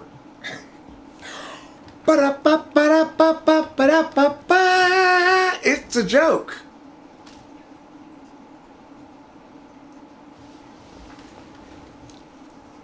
Sixty pages on the Erie Canal.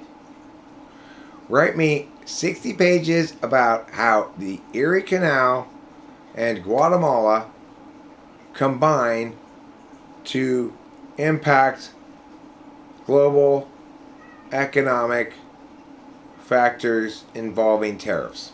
Go. Boom. Now.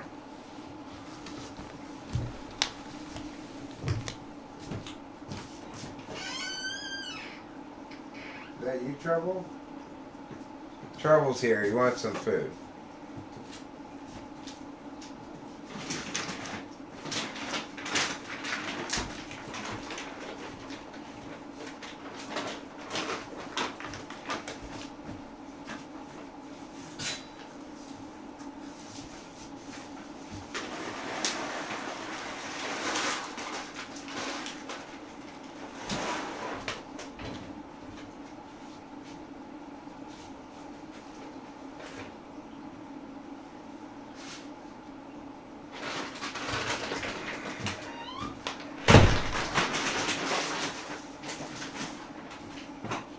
You know, it's kind of weird how when I look at the emojis, I imagine, I just don't, I don't imagine, but I just translate to that's exactly representative of the person's level of response.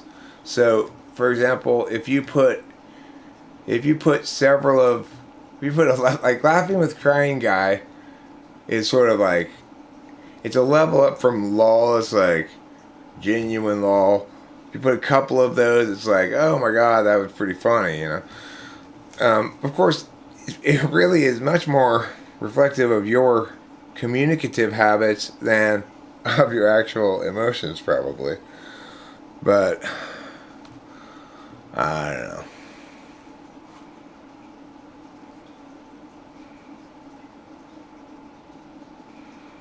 Words and calculations mix. It can get confusing. Sounds like the beginning of a poem, Eliana. When words and calculations mix, it can get confusing. Birds and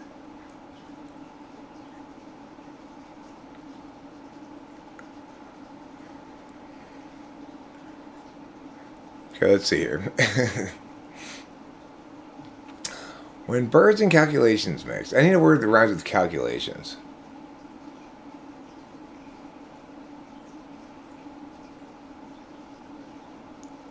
Talc-filled rations?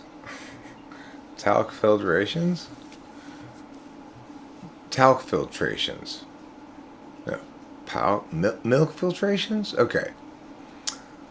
When words and calculations mix, it can get confusing. And milk filtrations make me sick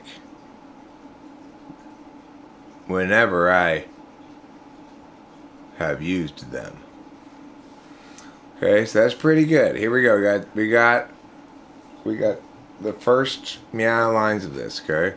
When words and calculations mix, it can get confusing. And milk filtration makes me sick.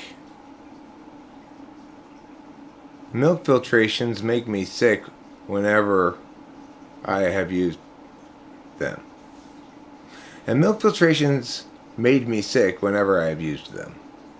No, milk filtrations. Milk. So, presumably, the person's attempting to filter their milk, but it's... Jeff Shaw, you get a couple points for this one. Jeff Shaw earns a couple of points for this. Tell that story about foreskin, Eric. It's cloaked in mystery. That's not mystery. That's penis skin. That's cloaked in. It's icky. You got a B in high school geometry? That's not so terrible, is it? I think I did get an A in geometry, but I didn't get an A in all my math classes. Milk filtratins. Milk filtration. Milk filtration? How about just infiltration? How about infiltration of MILFs? Let me see if I can get this. Let me see if I can get this thing down here. I need to open up a notepad. I got no choice but to notepad this shit. Watch out, bro. I'm pulling out my notepad. You don't want to be standing anywhere near me right now. It's notepad time. Because my memory ain't what it used to be. Ain't what it used to be. Ain't what it used to be. When words and calculations mix, it kind of is what it used to be. It can get confusing.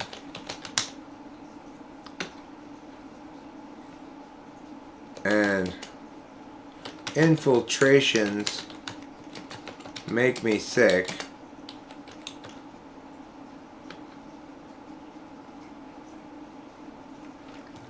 Okay, so let's see here.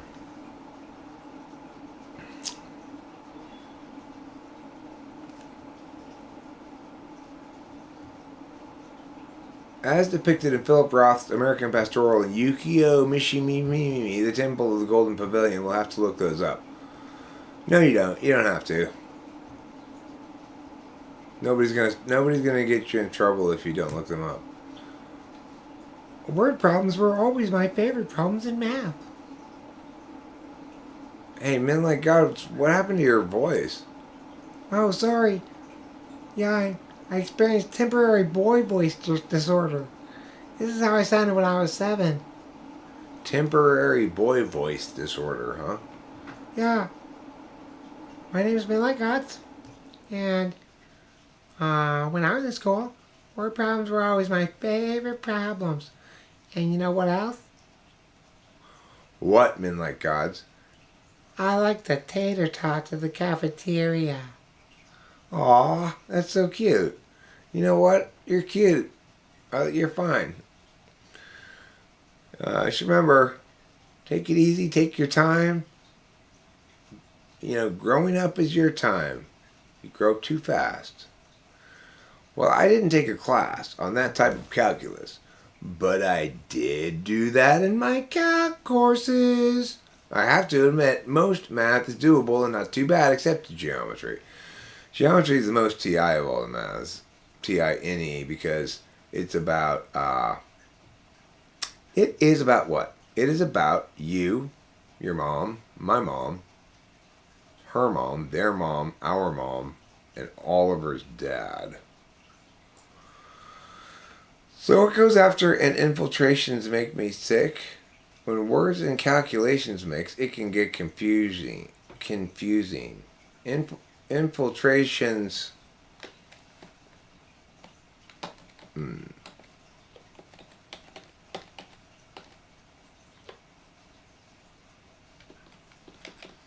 Infiltrations get the pick of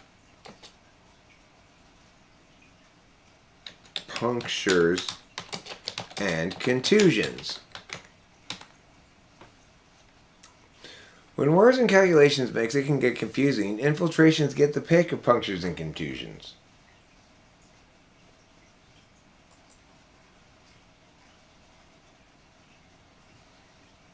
Alright, let's see. Who got fucking roasted? Let me see.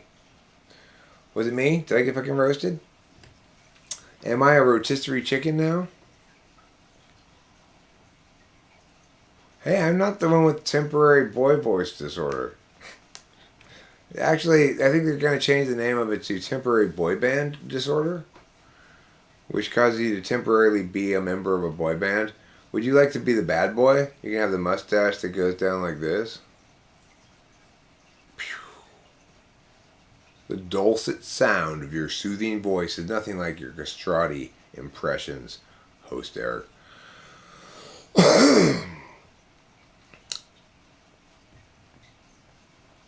Here's my impression of a lady. Why, hello. My name is Lady Fancy. I'm very fancy. What does that mean? Being fancy, of course. You don't have to call me lady. You could call me Rose. You could call me Melinda. What I love are these little sandwiches. Oh, wonderful. You've brought it out on the fine china. Do have your servant come hither. Do have him. Do. Oh, do. Serving boy, come. Yes. Bring me some crackers. Some of the round ones. Very good. Off you go. So, you were saying about the Count.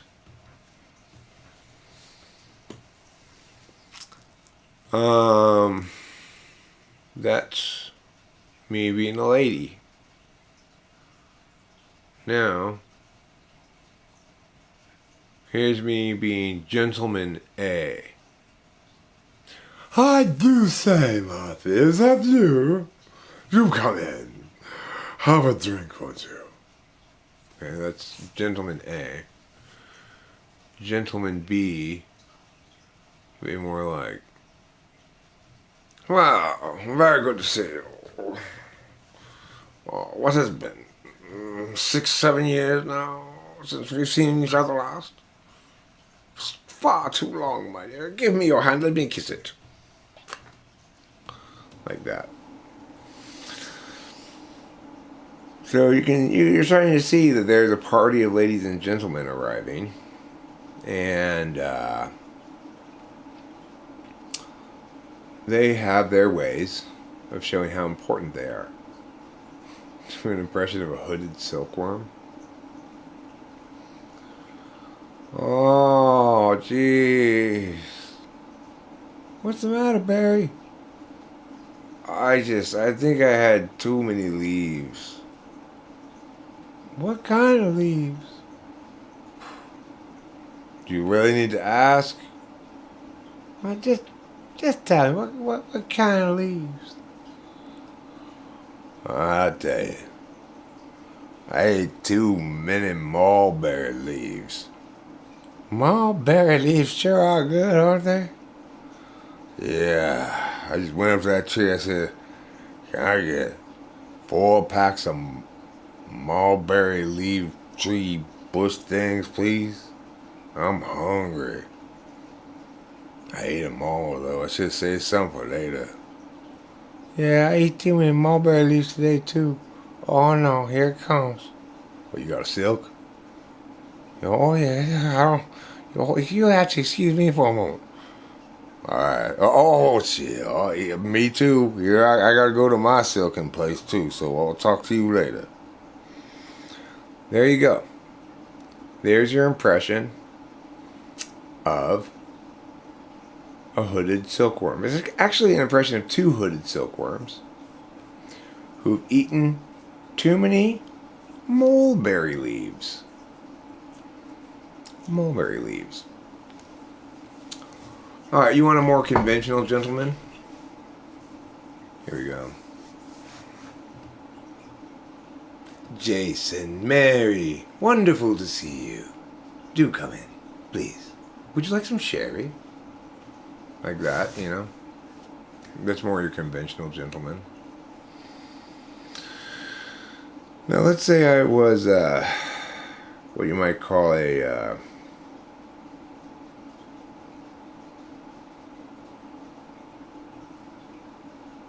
gardener at the house, I guess, you know?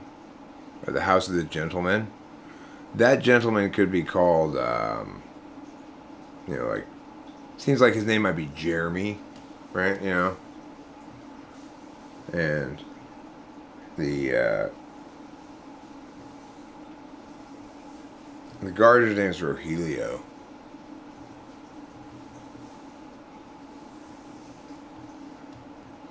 His name's like Jeremy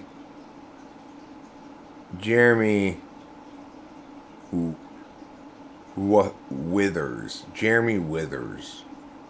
Witheringstons. Jeremy Witherington is his name, okay? Mr. Witherington? Mr. Whittington. Excuse me. What is it? Mr. Whittington, do we have any more,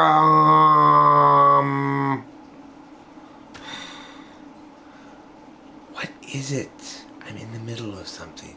Is the big green bag? The big one? With the big green bag? The big green bags. I'm sorry, I don't think I picked any more of those up. Could you possibly just use the black bags? But they're so small, Mr. Williamson. Oh, we gotta pay like 5 Gs in one bag. There's a conversation between Jeremy Withers. Jeremy Withers sounds like an STD, huh? There's a conversation between a gentleman and the gardener regarding which kind of garbage bags are acceptably large to make the gardener's job easy enough. I'm sorry. I promise I'll get the right kind of bags next time, okay? But just please, for today, can you just please finish up? I'm in the middle of a very important meeting. Okay, thank you. Now, Dr. Garcia, you were saying. I was saying, sí, yo had the tennis elbow. Elbow del tinisto. And how do you think I came down with this tennis elbow? Well, senor, you've been playing too much tennis. Too much tennis, you say? Too much tennis? He gives you tennis elbow? How much tennis do you imagine is too much tennis?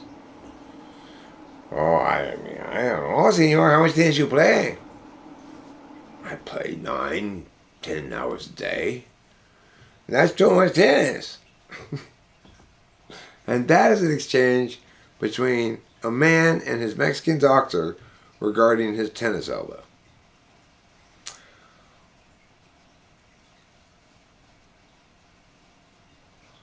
See, I think it's really, really interesting just how much time we do end up thinking about the penis.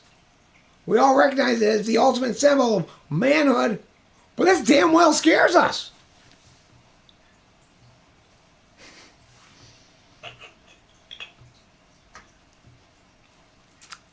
But they're forgetting about the other part. They're forgetting about the other half of the conversation. The balls. I mean, I'm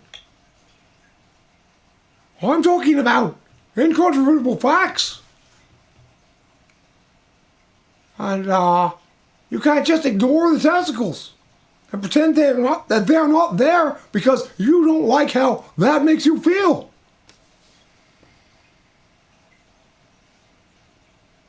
When we look at studies of testicle numbers and the statistical deviations, you see here the overlapping distributions. What we see is a stark number of the population having fewer testicles than the rest. That's just how it is. We call them women. A hot girl taught me how to play tennis. I thought she was hitting on me. But it turns out love means a zero score. Oh, it's a tennis pun. I have asked, I don't know the song 10 Million Slaves. Would you like me to make it up?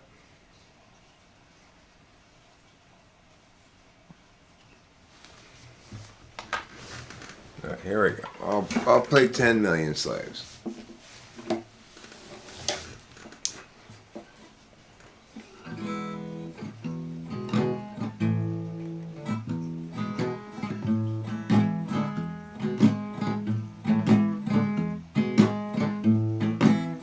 Back in the 1830s, before the Civil War, there was 10 million slaves, give or take a million more or less. Most of them below the Mason-Dixon. I don't want to do that, but fast. This is the 10 million slaves you get. So anyway, going back to the story, which is kind of filled with gory details of brutality. Hey, look, wait a minute, see, I got rights to shouldn't bring out that weapon, use it to leave marks on my back, cause that's not very nice, not kosher. 10 million slaves. Some people said we need 10 million more, but others said no, we already got too many.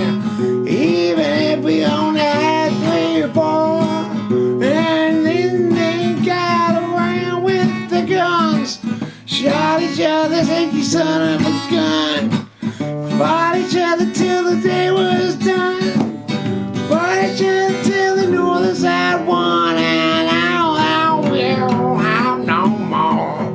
10 million slaves waiting at the door. We got a lot fewer than 10 million. Pretty good. Not too bad. Topical, relevant, racially sensitive, everything you want in a song.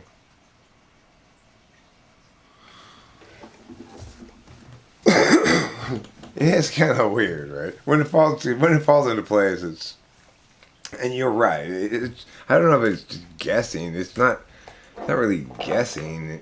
It's not even guessing. It's like guessing's giving it too much credit.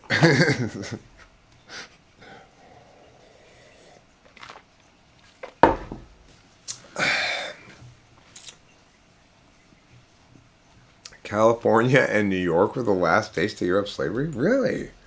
I would not have expected California to be so part of the Confederacy.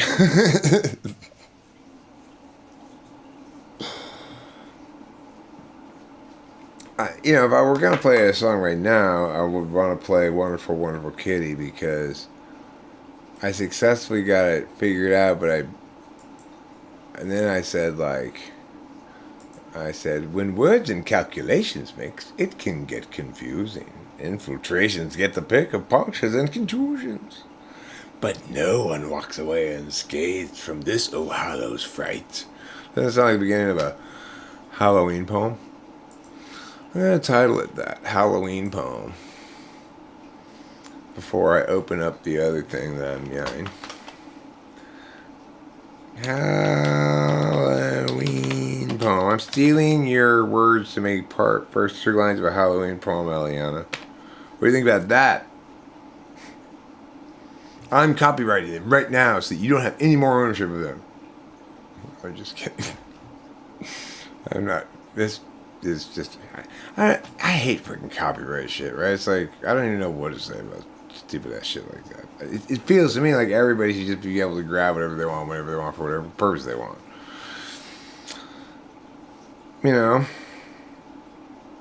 Just like it is in the physical world. I can always just grab whatever I want, whenever I want, however I want, for whatever purpose I want. And everyone just cheers.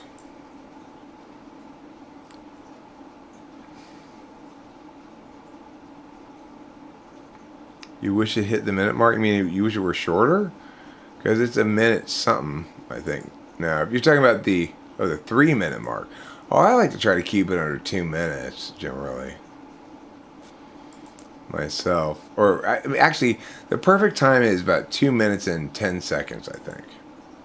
But it depends on the song. Some songs demand more and some songs demand less. This song requires to be a short song because it's so jingly, right? The more jingly you get, the less long the song can be, because the audience, the listener's ear starts getting like, okay, this is too sugary. It's like dessert. You don't want to give people too big a piece of dessert because They'll be like, this is too sweet. I can't eat all this shit.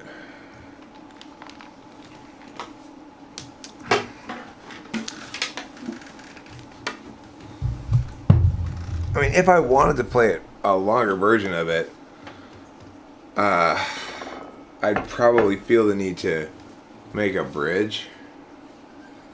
Because in theory, I could just repeat the verse and chorus again. The first verse and the chorus again. Because the first verse and second verse are different. So you could go verse, chorus, verse, chorus. Or I could drop out the first chorus and go verse, verse, chorus, then do the first verse and then the chorus again. That'd make it a little longer.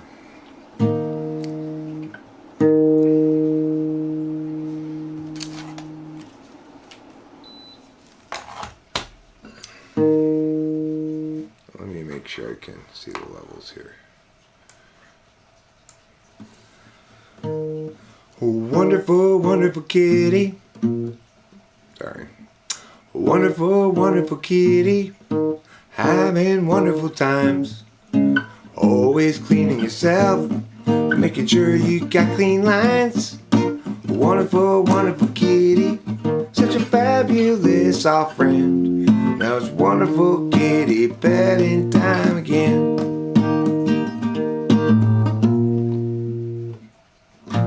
Just let me pet.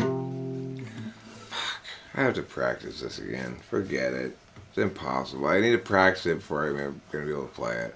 I have to practice it with the video now. Because I knew I didn't. Okay, there's this thing about it like this. It goes like, I got the song down, I recorded it, I got it finished, right? And I got it so I could play it well enough that I could get a good recording of it. Because I have to get it so I can play it pretty damn clean before I can get a recording of it, a take of it that I'm willing to put up, right? But I knew at the time that I needed to sit there and practice it more, because I got that good take a little quicker than maybe I normally would with a song. I knew I needed to sit there and practice it more before I went to bed, or else it wasn't going to set in my head. And sure enough, I didn't, and then it didn't. So now I'm going to have to practice it along with the song on the video, and whatever. You don't want to hear any more news about that. That story's boring. I can't blame you for hitting me in the face with that rock, because that story was boring. And because I fucked up Wonderful Kitty, of course. For either of those reasons would be adequate.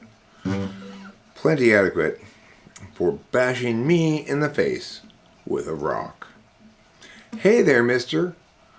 What you doing with that rock? Face bash, huh? My face? That rock? Bash? Okay, if you say so. Gerald has a thought. Gerald has a lot. Gerald has a plot to get to Marjorie's tater tots. He's got a good idea for a name-changing business. Thinking now about what's it called Christmas when they hire his firm to change that name. Gerald always thought there'd be chance enough to return to the work left rough. He'd get back to it eventually, but his visions piled up and his plans would interrupt all the work that started off so hopefully. Now his mind is back on his business, thinking of changing fact list to list. So how all the people wish out his name. And Gerald knows he understands ever more clearly now. He won't provide explanation regarding the why or the how. He'll see you and know you from inside your heart. Exciting, delighting, Gerald plays his part. But Gerald still knew too much to do. He had dropped time in the underview. Much to rebut, to mom and what Too much time spent picking the skew with you. Gerald has a thought. Gerald has a lot. Gerald has a plot to get to Marjorie's tater tots. He's got a good idea for a name-changing business. Thinking now about what to call Christmas when they hire his firm to change that name. Gerald has a thought. That was shitty. Eric.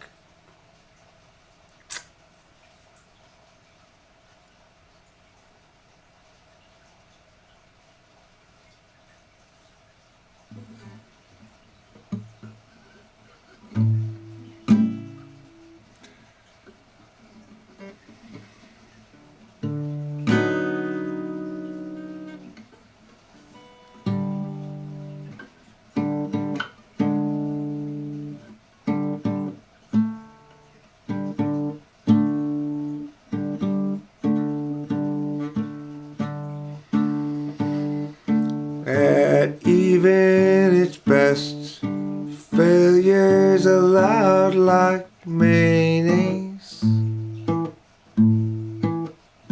You know it fails your test and you don't want it, but you end up eating it anyways.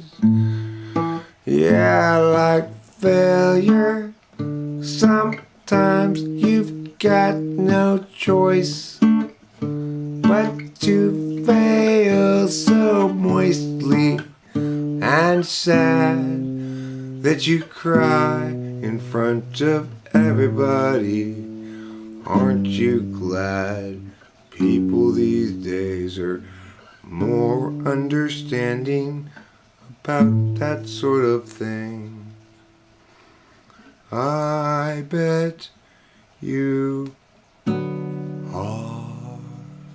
In a very jazzy way. I don't doubt your car has a very jazzy hey when it says hey. Wait. Obviously, now is not the time for Eric to play the guitar. Okay, Eric, I guess that's God telling you now is not when you should be playing the guitar. Just put it down. It doesn't want to be played by you right now, obviously. It wants to rest, I guess. The guitar must want to rest. I don't blame you, Rick. Guitar, I like to rest sometimes too. You know? I like to rest with the breast in my chest and fester more and more and more. I should do a full refit of Fiddler on the Roof. My voice is made for it. Fiddler on the roof, oh fiddler on the roof. There is a fiddler on our roof. Should I get the 22 and shoot the fucker down? There's a fiddler on our roof. Is that the theme song of Fiddler on the Roof? There's a fiddler on a roof. There's a fiddler on a roof. There's a fiddler, I think, and he's standing on a roof. Should I get the 22 and shoot the fucker down? Cause there's a fiddler on a roof. California had tons of Chinese and Indian slaves, yeah. Johnny's on Indian slaves. New Jersey didn't let slaves free if they were slaves before 1865, so they waited for them to die out. The last one died out in the 20s. That's interesting you mentioned that stuff because I had I was watching at my mom's nursing home briefly a documentary on PBS. There was a story of a guy in 1921 who still had a plantation full of slaves, and the feds came down and busted him, and he claimed like, well, I had no idea there was anything against the law about owning a few slaves. When did that law change? They're like, about 60 years ago, 70 years ago. Oh, my word. Nobody never told me nothing. I'm just doing the best I can out here helping these poor boys out. You know, these boys need a lot of guidance, a lot of training, a lot of guidance. You got to keep the devil's hands busy. But productive work, you see. Ain't that so, Thomas? Oh, yes, sir. It is so. That's right, Thomas. No, he's same kind of them. He darky just like them. He ain't no slave. He my foreman. An underrated Fiddler on the Roof song is that one about Kitty, somewhere never smelling like spit. Somehow never smelling like spit even after cleaning all day. Is there a song called that? Because, you know, I noted that. I made that joke. I didn't realize I had stolen it. I mean, I didn't steal it. I didn't realize I had co-evolved it from Fiddler on the Roof joke. You know, how is it that cats can clean themselves exclusively with their tongue and not smell like spit? It's a mystery.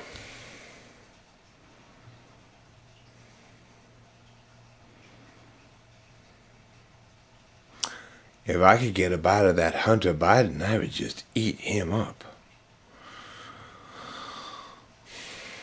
Hunter Biden sounds like the name of a character in like a fashion soap opera drama kind of show. Kitty doesn't drink anything hard. Well, maybe just one glass. Are you sure, Kitty? A little bit of absolute vodka never hurt anybody. Oh, there's no Fiddler song about that? I guess he must have been referencing my kitty joke, probably. I don't know. Yeah. Some of the things that have blown my mind lately.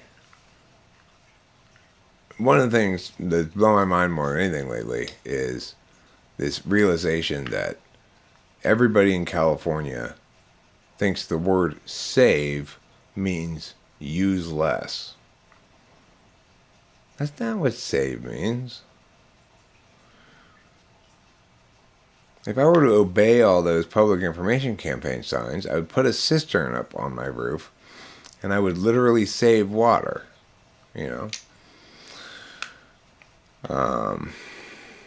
That's what it means to save water.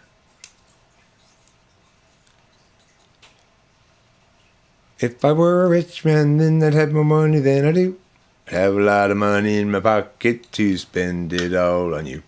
If I were a rich man, then you'd be a bitch, and I would be forced to leave you then. It was like a poor guy explaining, it's fine that I'm not rich. By California standards, you prevented a rape. That'd be a better way of putting that, is prevented it, rather than save a...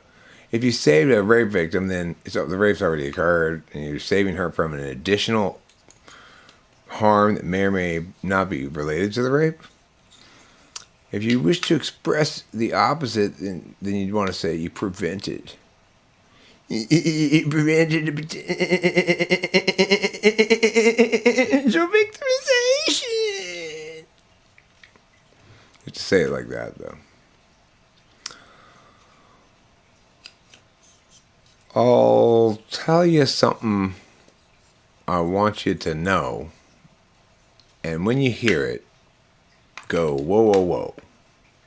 What I'm going to say is this. It was like, whoopah, so pitted. No, saving doesn't mean using less. Saving means not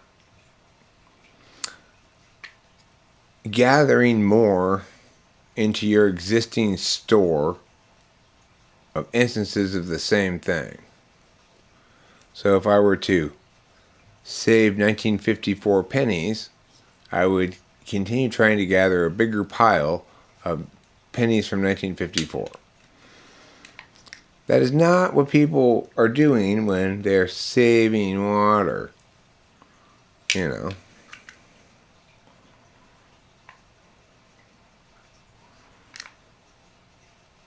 Saving means gathering more and not using what you have.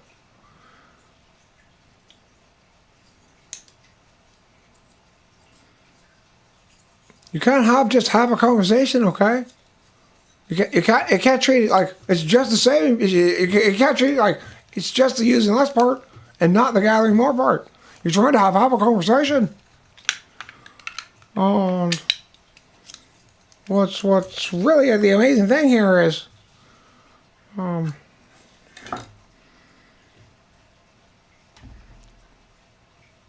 you've got people out there who don't know what it means to be a standard deviation away.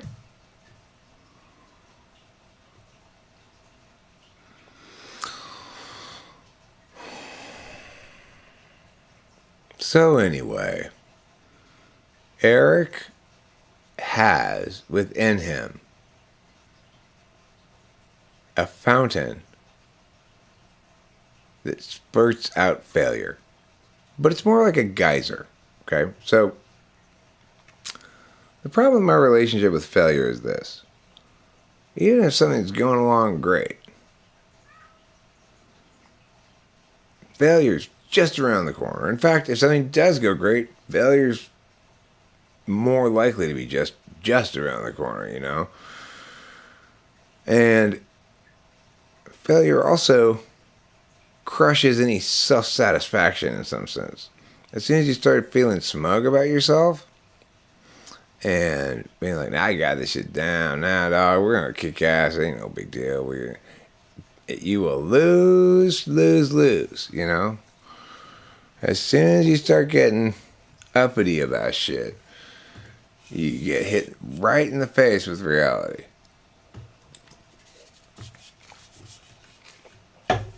Whether you think it to yourself or say it to other people, it doesn't matter. If you indulge in any substantial amount of backpatting, it ends up in ass kicking from the universe. Self backpatting, you know? Either or even public self backpatting.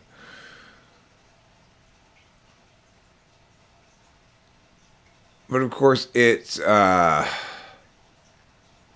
mean, I probably have heard the song. Maybe in my unconscious, I remembered something about it that came out in the bullshit thing that I made up, right? I have heard the soundtrack to Fiddler on the Roof. I just can't remember it right now. Like, if you had said Peter and the Wolf, I would have sung actual Peter and the Wolf songs. Oh,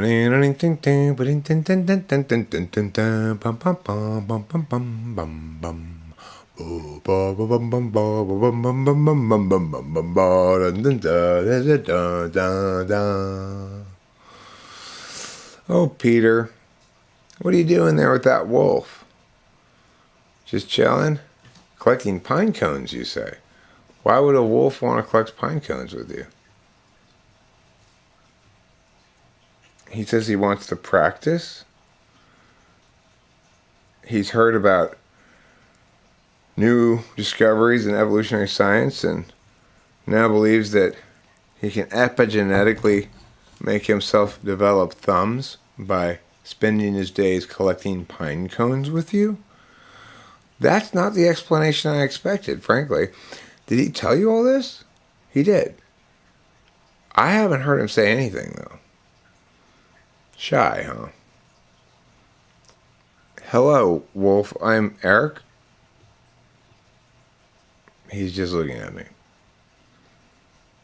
Okay, well, I get shy, but that's more like rude. If he can really talk and he's just choosing to sit there silently, it's rude to you because you're telling me he can talk. It's rude to me because I'd like to hear him talk too.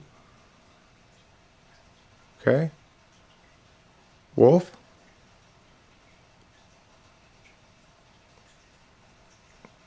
Go ahead, Wolfie.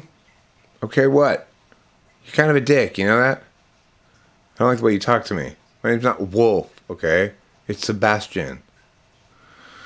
Sebastian Cornelius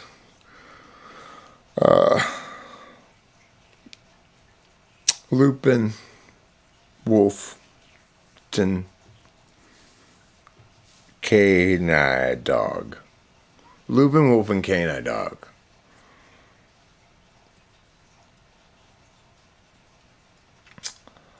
No, I didn't think that you were being sarcastic. No, I didn't think that you were that. I thought you were being super serious. Yes, I thought that was it in fact. You're a rich girl, and you've gone too far, and you know it don't matter anyway. You can rely on your old man's money. You can rely on your old man's money. You a rich girl, and you touch my junk, but you know it don't matter anyway. You can rely on your old man's money. You can rely on your old man's money.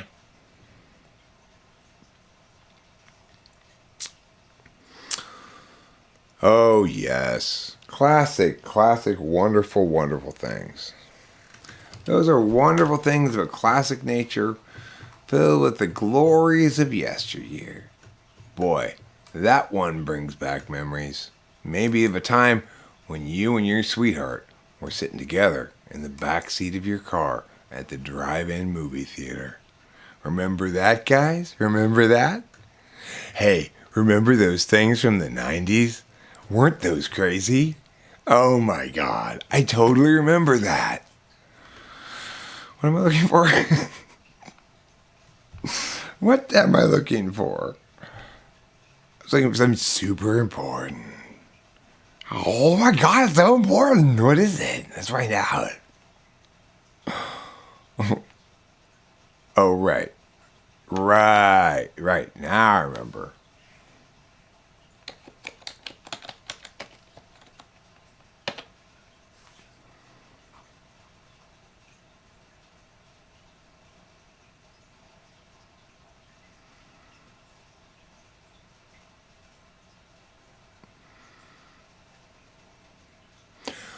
Watching and waiting.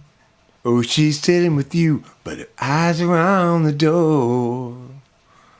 Boom, boom. Oh, Missy, what you think you'll get for free? That's not that part, I don't think. Maybe it is. Yeah. Woman is wild as she cattin'. She's a man-eater. I wouldn't if I were you. I know what she can do. She's deadly, man. She can really rip your world apart. Mind over matter. Oh, the beauty is there, but the beast is in the heart.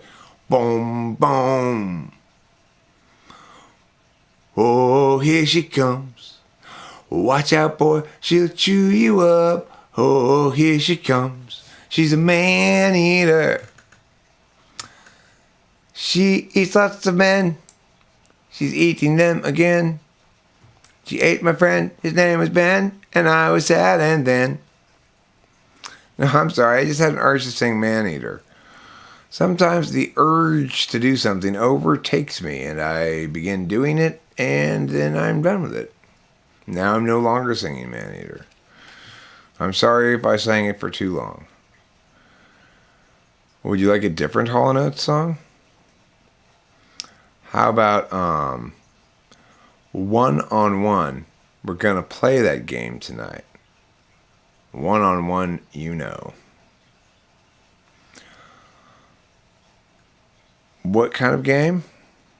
Well, from the sound of it, I'm guessing basketball. If they're playing a game of one-on-one. See. One-on-one lyrics.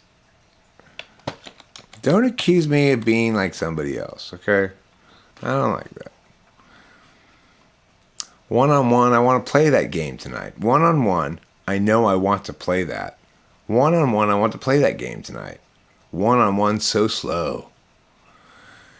You can't tell me you don't miss me, girl.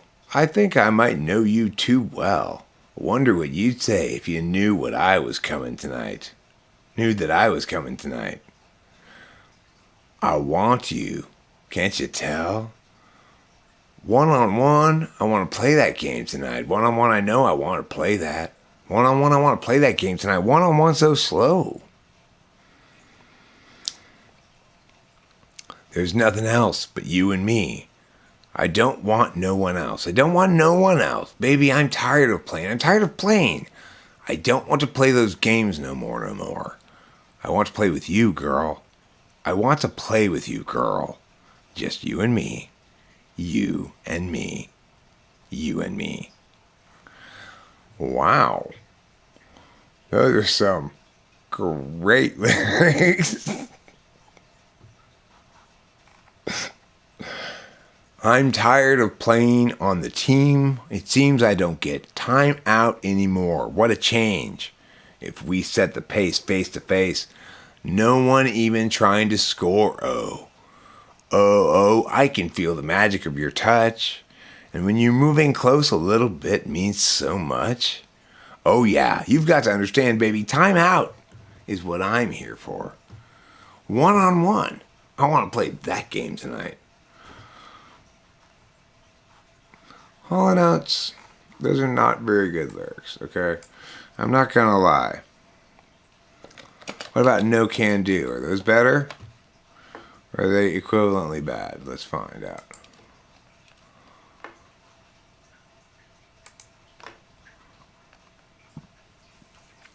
Easy, ready, willing, overtime.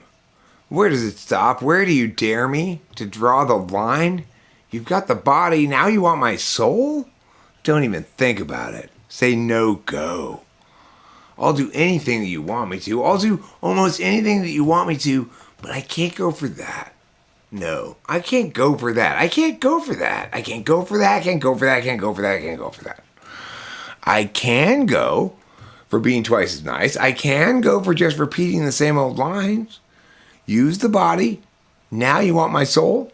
Oh, forget about it. Say no go. I'll do anything that you want me to. I'll do almost anything that you want me to, but I can't go for that. No can do. I can't go for that. No can do. I can't go for that. No can do. I can't go for that. No can do. Yes, I'll do anything that you want me to, but not that. No. Cannot do that. Not such great lyrics either, really. Not as bad as the other one, maybe. A little bit better. As far as lyrics go, but it just goes to show you don't really have to have great lyrics to have a good song. You know what I'm saying? You don't. Meatloaf did it better. Well, I mean, the thing is, I think Hall & Oates wrote some really good songs, but their lyrics are quite like, baby girl, child, woman, all night long, our bodies entwined. The sheets will be moist with our flavorful swine. It's like, you touch me and I'm so alive and it's some of the best things I've ever had. And it's like, what? Come on, dude. Hall Oates, knock it off. Don't make me change you to Owal and Hoates. I'll do hats. Owal and hats. Hates. I guess you were to switch the first letters of their name, he'd be Hates. Hates and Owal. Pour some sugar on me. Where would you like me to pour it on you? How about right down my shirt? That way I'll smell sweet when I visit my love interest, Maria, today. Oh, you have a new love interest? Yes. What happened to Jennifer? Well, I had to leave Jennifer. Why?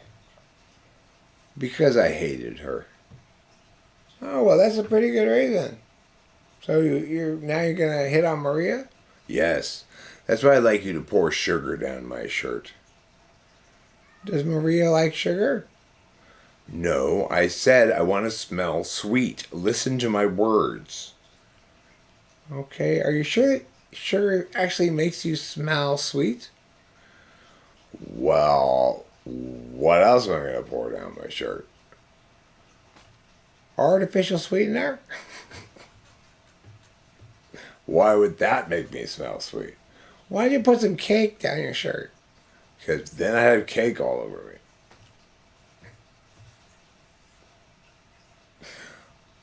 Maybe don't put any sugar on you at all. Then I won't smell sweet.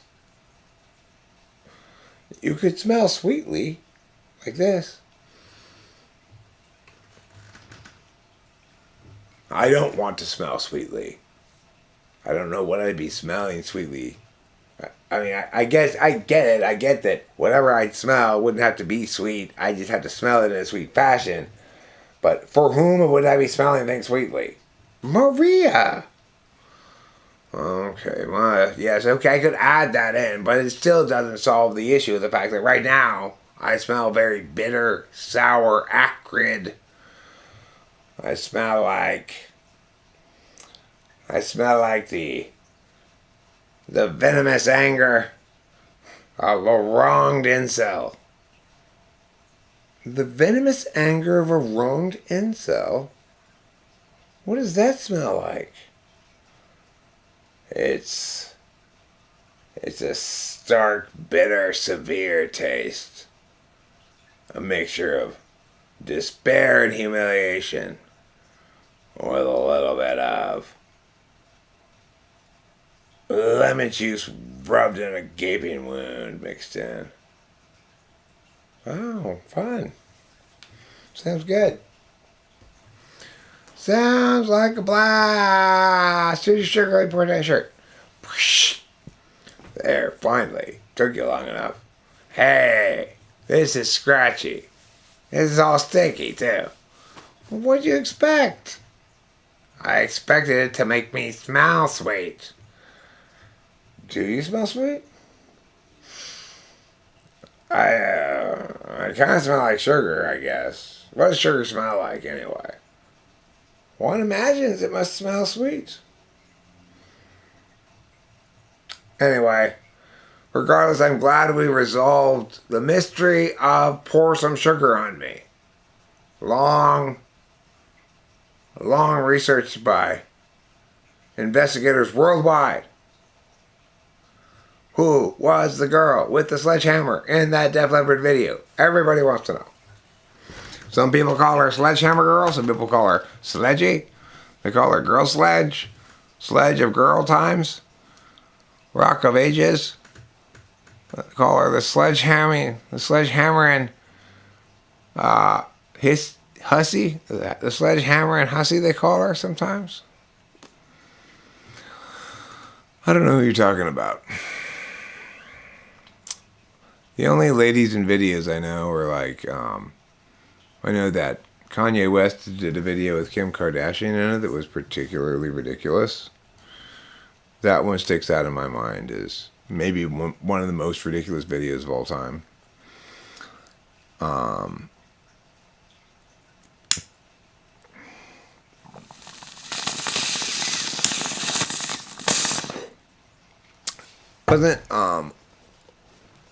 Wasn't the girl from Clueless in a music video, maybe? Oh, I remember the girl, Steven Tyler's daughter. She was in a music video of some sort, too, if I remember correctly. She looked good in that music video. She always looked good. Steven Tyler's daughter, Liv Tyler, she's attractive. She's an attractive woman. She's got those... Everyone just close your ears. Just put your fingers in your ears, okay? She's got those pouty cocksucking lips, you know? Here, it's over. It's done. You can take your fingers out of your ears. It's fine. Tell the children to come back in the room now. I'm done with my truth speaking.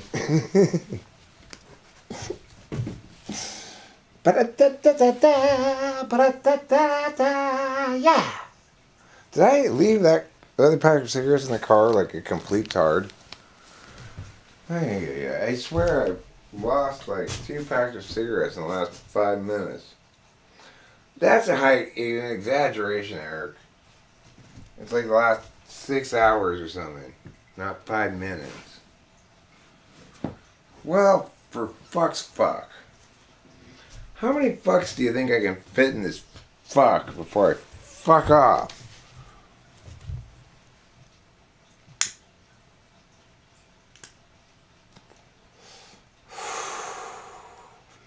I tell you,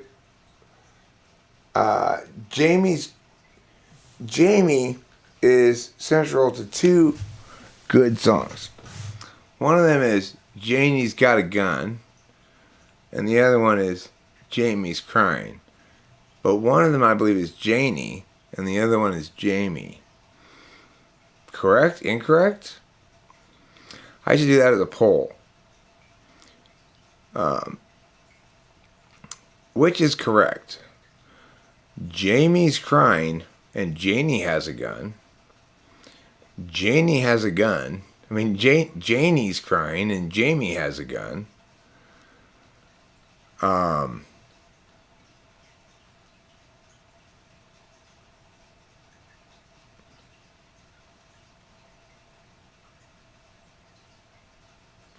Jamie's Janie and Crying Has a Gun.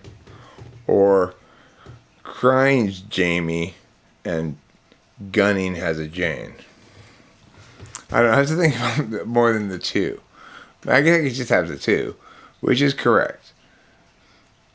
Jamie's Crying and Janie Has the Gun. Or Janie's Crying and Jamie Has a Gun. Wow, wow, wow. Jamie's crying.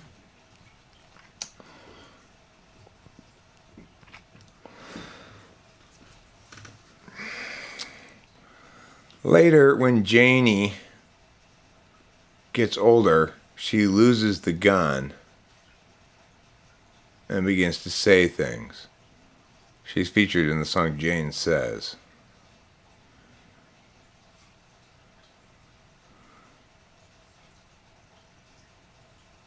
Really? That's too bad to hear, man. Like, gosh, I've always thought that's a good song by Aerosmith. Like, it's hooky, you know? It's not just stupid Steven Tyler. Wow! Wow! That's like, oh my God. What a caricature of a derivative caricature of an ironic depiction of a joke, you know? It's like, what is that guy doing? He's like 105 years old, and he's in his like leather thing, still trying to play the role of a sex symbol. The thing is, I'm not one to say, okay, well, you're old and you can't, yeah. But I am one to say, I find it tragic when I see these people who had their career as a musician or whatever in the 70s or the 80s or the 90s, and then they spend the rest of their lives trying to present themselves as non-aging versions of that. That, like, you know, like Prince, the Prince show was a much less tragic version, which is he hadn't really changed his aesthetic that much, but his aesthetic wasn't so youth specific, you know, ever to begin with.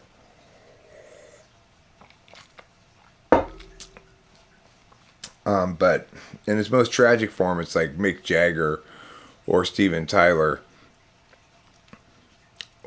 trying to posture as being younger than they are, not being allowed to age aesthetically, you know, as people. Basically, not being allowed to be old men and still do art. They have to forsake their actual identity.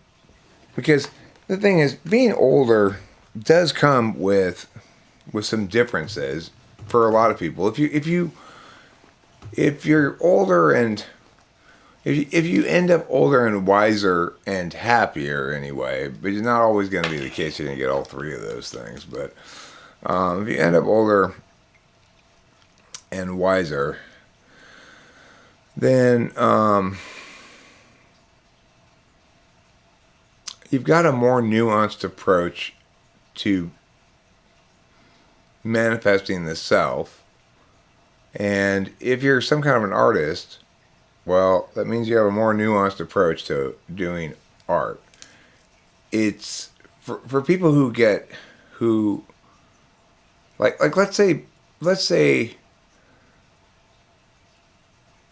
the Rolling Stones never made it. They broke up, and Mick Jagger ended up playing some other band that was kind of like acoustic-y and kind of like sit down in chairs. Then he'd have this kind of a medium that supports all ages easily enough because it makes sense to everybody. If all of his hits are like, Mom's out of town, we're gonna get drunk and fuck tonight. If all your hits are like that, and you're expected to still be playing those hits when you're 60 years old, and you never could get past that, like as far as what your audience expects, that would suck ass, because any normal person would have long since disavowed whatever captivated them at age 20 or whatever, by the time they're 50 years old.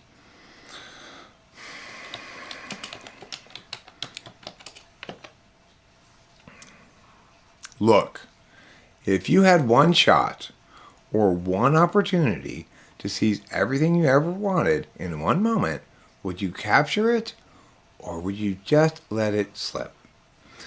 This is the question we begin today's symposium with. It was suggested by Margarine. Thank you, Margarine, for using the suggestion box as it's intended. For those of you who keep putting your trash in there, please don't do that. Even if it's a small wrapper, it does not go in the suggestion box.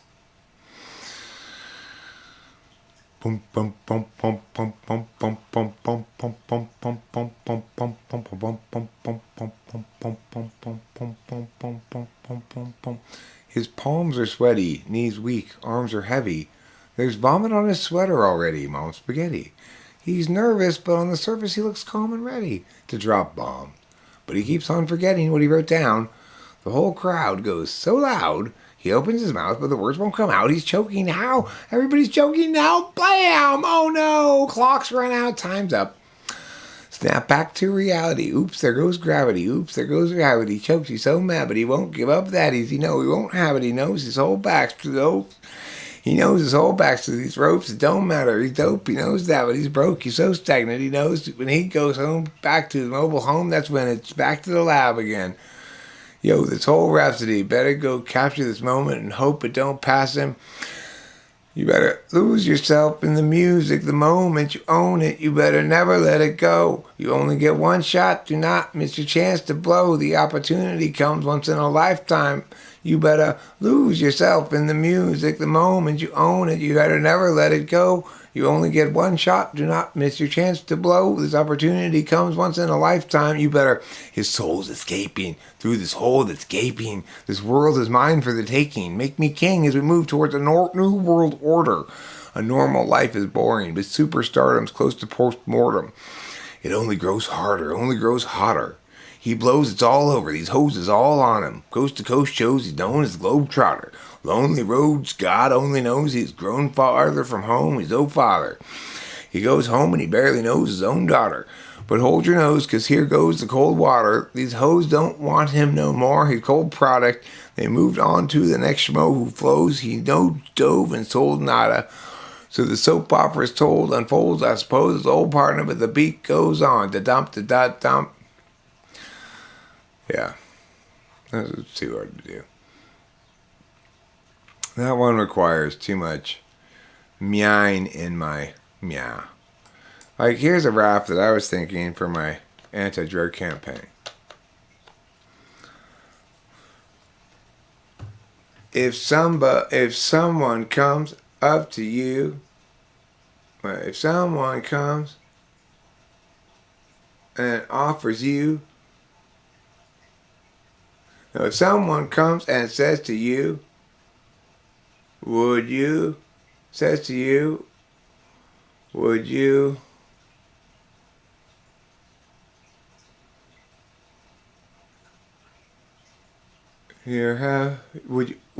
like some drugs to do?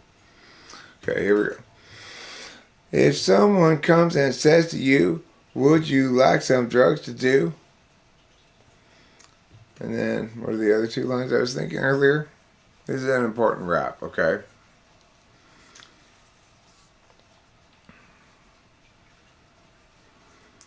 I think we both know what to do. Just say no. There it is. Okay, here we go. If someone comes and says to you, would you like some drugs to do? I think we both know.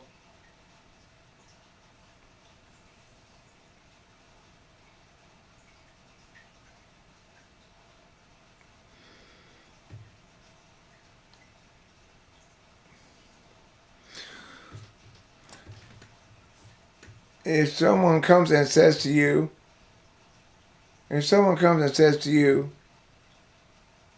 would you like some drugs to do? Don't say yes, please, one or two. Just say no. Okay? There we go. That's going to be the chorus of the rap that wins next year's Grammy Award for Greatest Rap. And we should all get used to singing it because it's going to be the hottest hit. If someone comes and says to you, would you like these drugs to do? Don't say yes, please, one or two. Just say no. If someone comes and says to you, would you like some drugs to do? Don't say yes, please, one or two. Just say no. We all know now how it is.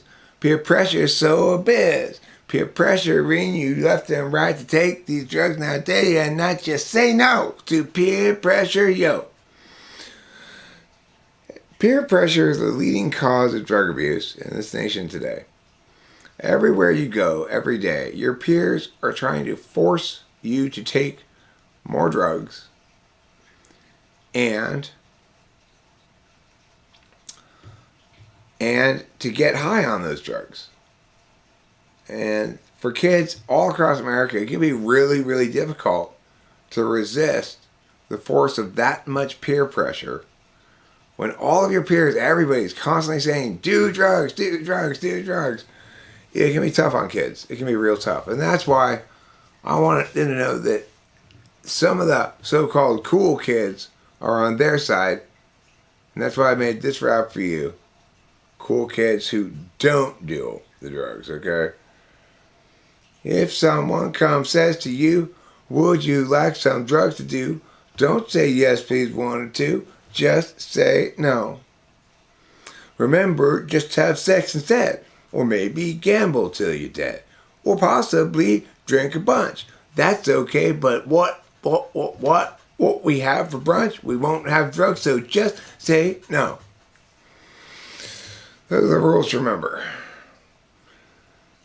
If you feel like doing drugs, clearly you need to either gamble, have sex, engage in some sort of violent altercation, or drink alcohol. Those are the 4 acceptable ways to have fun. Or roller coasters. No, not starting fires. Not acceptable. Okay, I'm done. I'm off to done and plun. The Rolling Stones can't play Brown Sugar anymore because it's problematic. It makes me want to write a song called Black Women, I Like to Have Sex with You.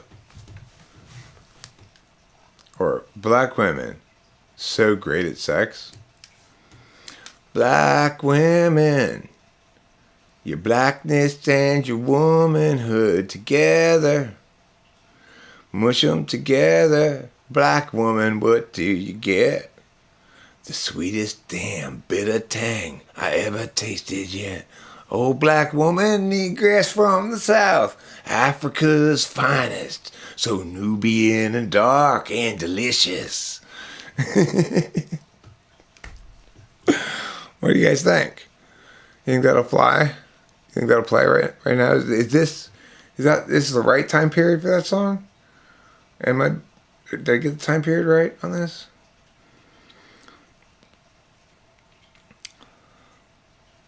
Because I also got my other hit single coming up. One little Indian, two little Indians, you're the little Indian for me, shorty. I know you come from your Indian tribe, so come now out your teepee. You can be my squaw tonight. Get down on your knees and pray just right to the very great spirit in my pants. Oh yeah, take that, sucking dove. That's my my song about loving Native American women. I also have one about loving French Canadians. But it's something from a woman's perspective. Good. Are those some furs? Is that some trap? Is that dead beaver? Look at the trees. It's cold as hell. Your beaver pelts please me. Get down on your knees, French Canadian trapper. I've got a song about, yeah. So I like to do songs where it's all about, say, an Estonian man who's in love with a woman from the Congo.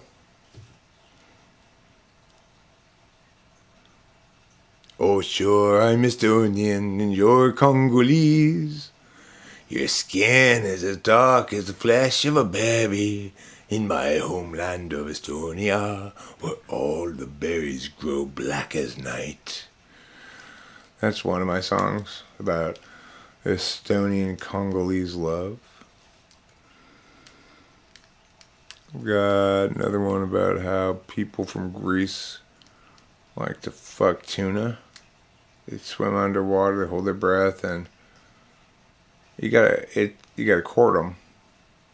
You gotta court them by making certain motions, stroking motions. The tuna will come over to you and suck your pole. The Greeks like to do that. The Greeks will fuck anything, be it from the sea or land.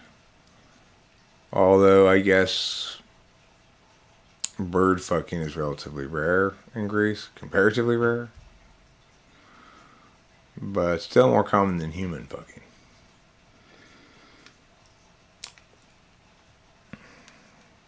I mean, it does occur, but, the novelty of it wears off pretty quickly for most people. And with all that Mediterranean wealth of nature nearby, well, the Greeks just want to fuck it. It's tradition, You're not really a man in Greece until you've been handed by somebody during a wrestling match on the cliffs of Manos.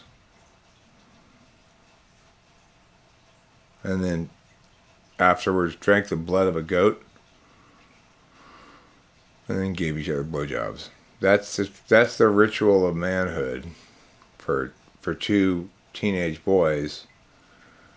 They take one from one village, one from another, and first they have them fight with swords. Nowadays it's wooden swords. It used to be metal swords. And they'd fight until one of the children had lost a limb. Anyway, now they use wooden swords. So they have them fight until one of the kids gives up or beaten up or whatever. And then they have the ritual oilings down. They strap each boy to one side of a goat and send them hurtling down a hill into the olive orchards, all while dancing around a fire, drinking some sort of Greek alcohol, and playing lutes for some reason, even though none of them are in tune. And of course, the place is littered with euros. Not euros, euros. Not euros, heroes, but not the kind that save the day. It's all lamb. Ew! I know. I don't care how much of that green stuff you put on it. It's still lamb.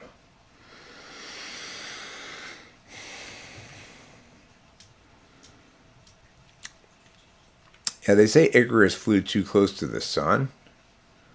Really, his lust was bigger than his hole, let's say. When he tried to tackle Hercules' manhood and said, yeah, I do want the brutalest face fucking you can give me, Hercules. Hercules took him literally and didn't know his own strength quite. And found himself a moment later fucking a pile of bloody brains and skull bits, you know. His last words were, I'm so glad I didn't gag. Real commitment right there is what it is. It's a real commitment by Icarus. Yeah, well, he was playing the lute the whole time he was doing it too. That's what the Greeks do. They can do anything and play the lute at the same time, whatever it is. They've got guaranteed multitasking as long as one of the tasks is playing the lute.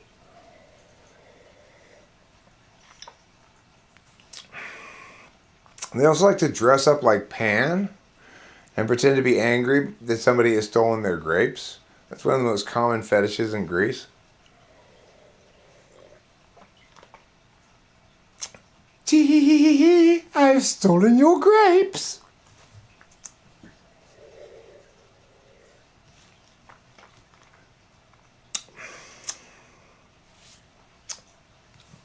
If you look in the encyclopedia under Greece, it just says goats, olives, butt fucking. That's just bullet points. The main thing you need to know. I'm out of cigarettes. I have to end this live stream right now because I'm out of cigarettes. I've been out of cigarettes for a long time, and I keep looking for my cigarettes, and they don't exist because I'm out of them. And there's probably some in the car, but they're not here, and I'm done. And that's just it, and it's your fault. You guys made me take a week off of work just to make this live stream. I'm going to get fired. It looked like I was going to get fired until I explained that it was you guys who made me do it. And so you could be expecting a stern warning or a stern call from my boss. You may find yourself up. You might even get fired by my boss from your job for making me miss my work because that's only fair. So wait for my boss to call you and fire you. Ronnie did it in the butt with Jane Wyman. Heck, he did it in the butt with me. But he never did drugs because he knew drugs are bad. He also fucked around with Ava Gardner.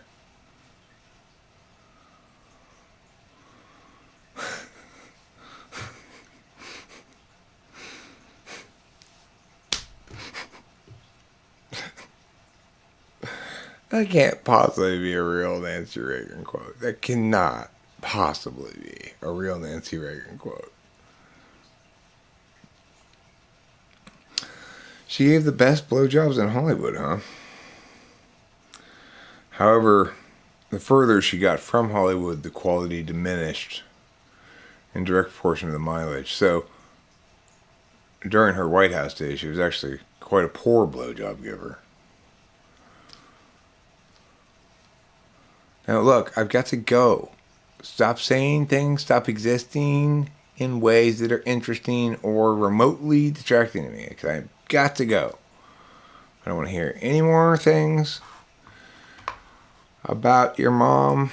I don't want to hear any more comments about why this is so wrinkly or that's so moist. I'm not answering any more questions about the surface area of anyone's scrotum. We are done, okay? I've had enough of your childish ways, everybody. But I just want to say before I let you go that I thank you for being here. I do love you. But no, I'm not interested in converting your scrotum surface area from English into metric, okay? Certainly not. I don't believe in metric. Good night. Goodbye. I love you with all of my heart. That's this part, but inside my body.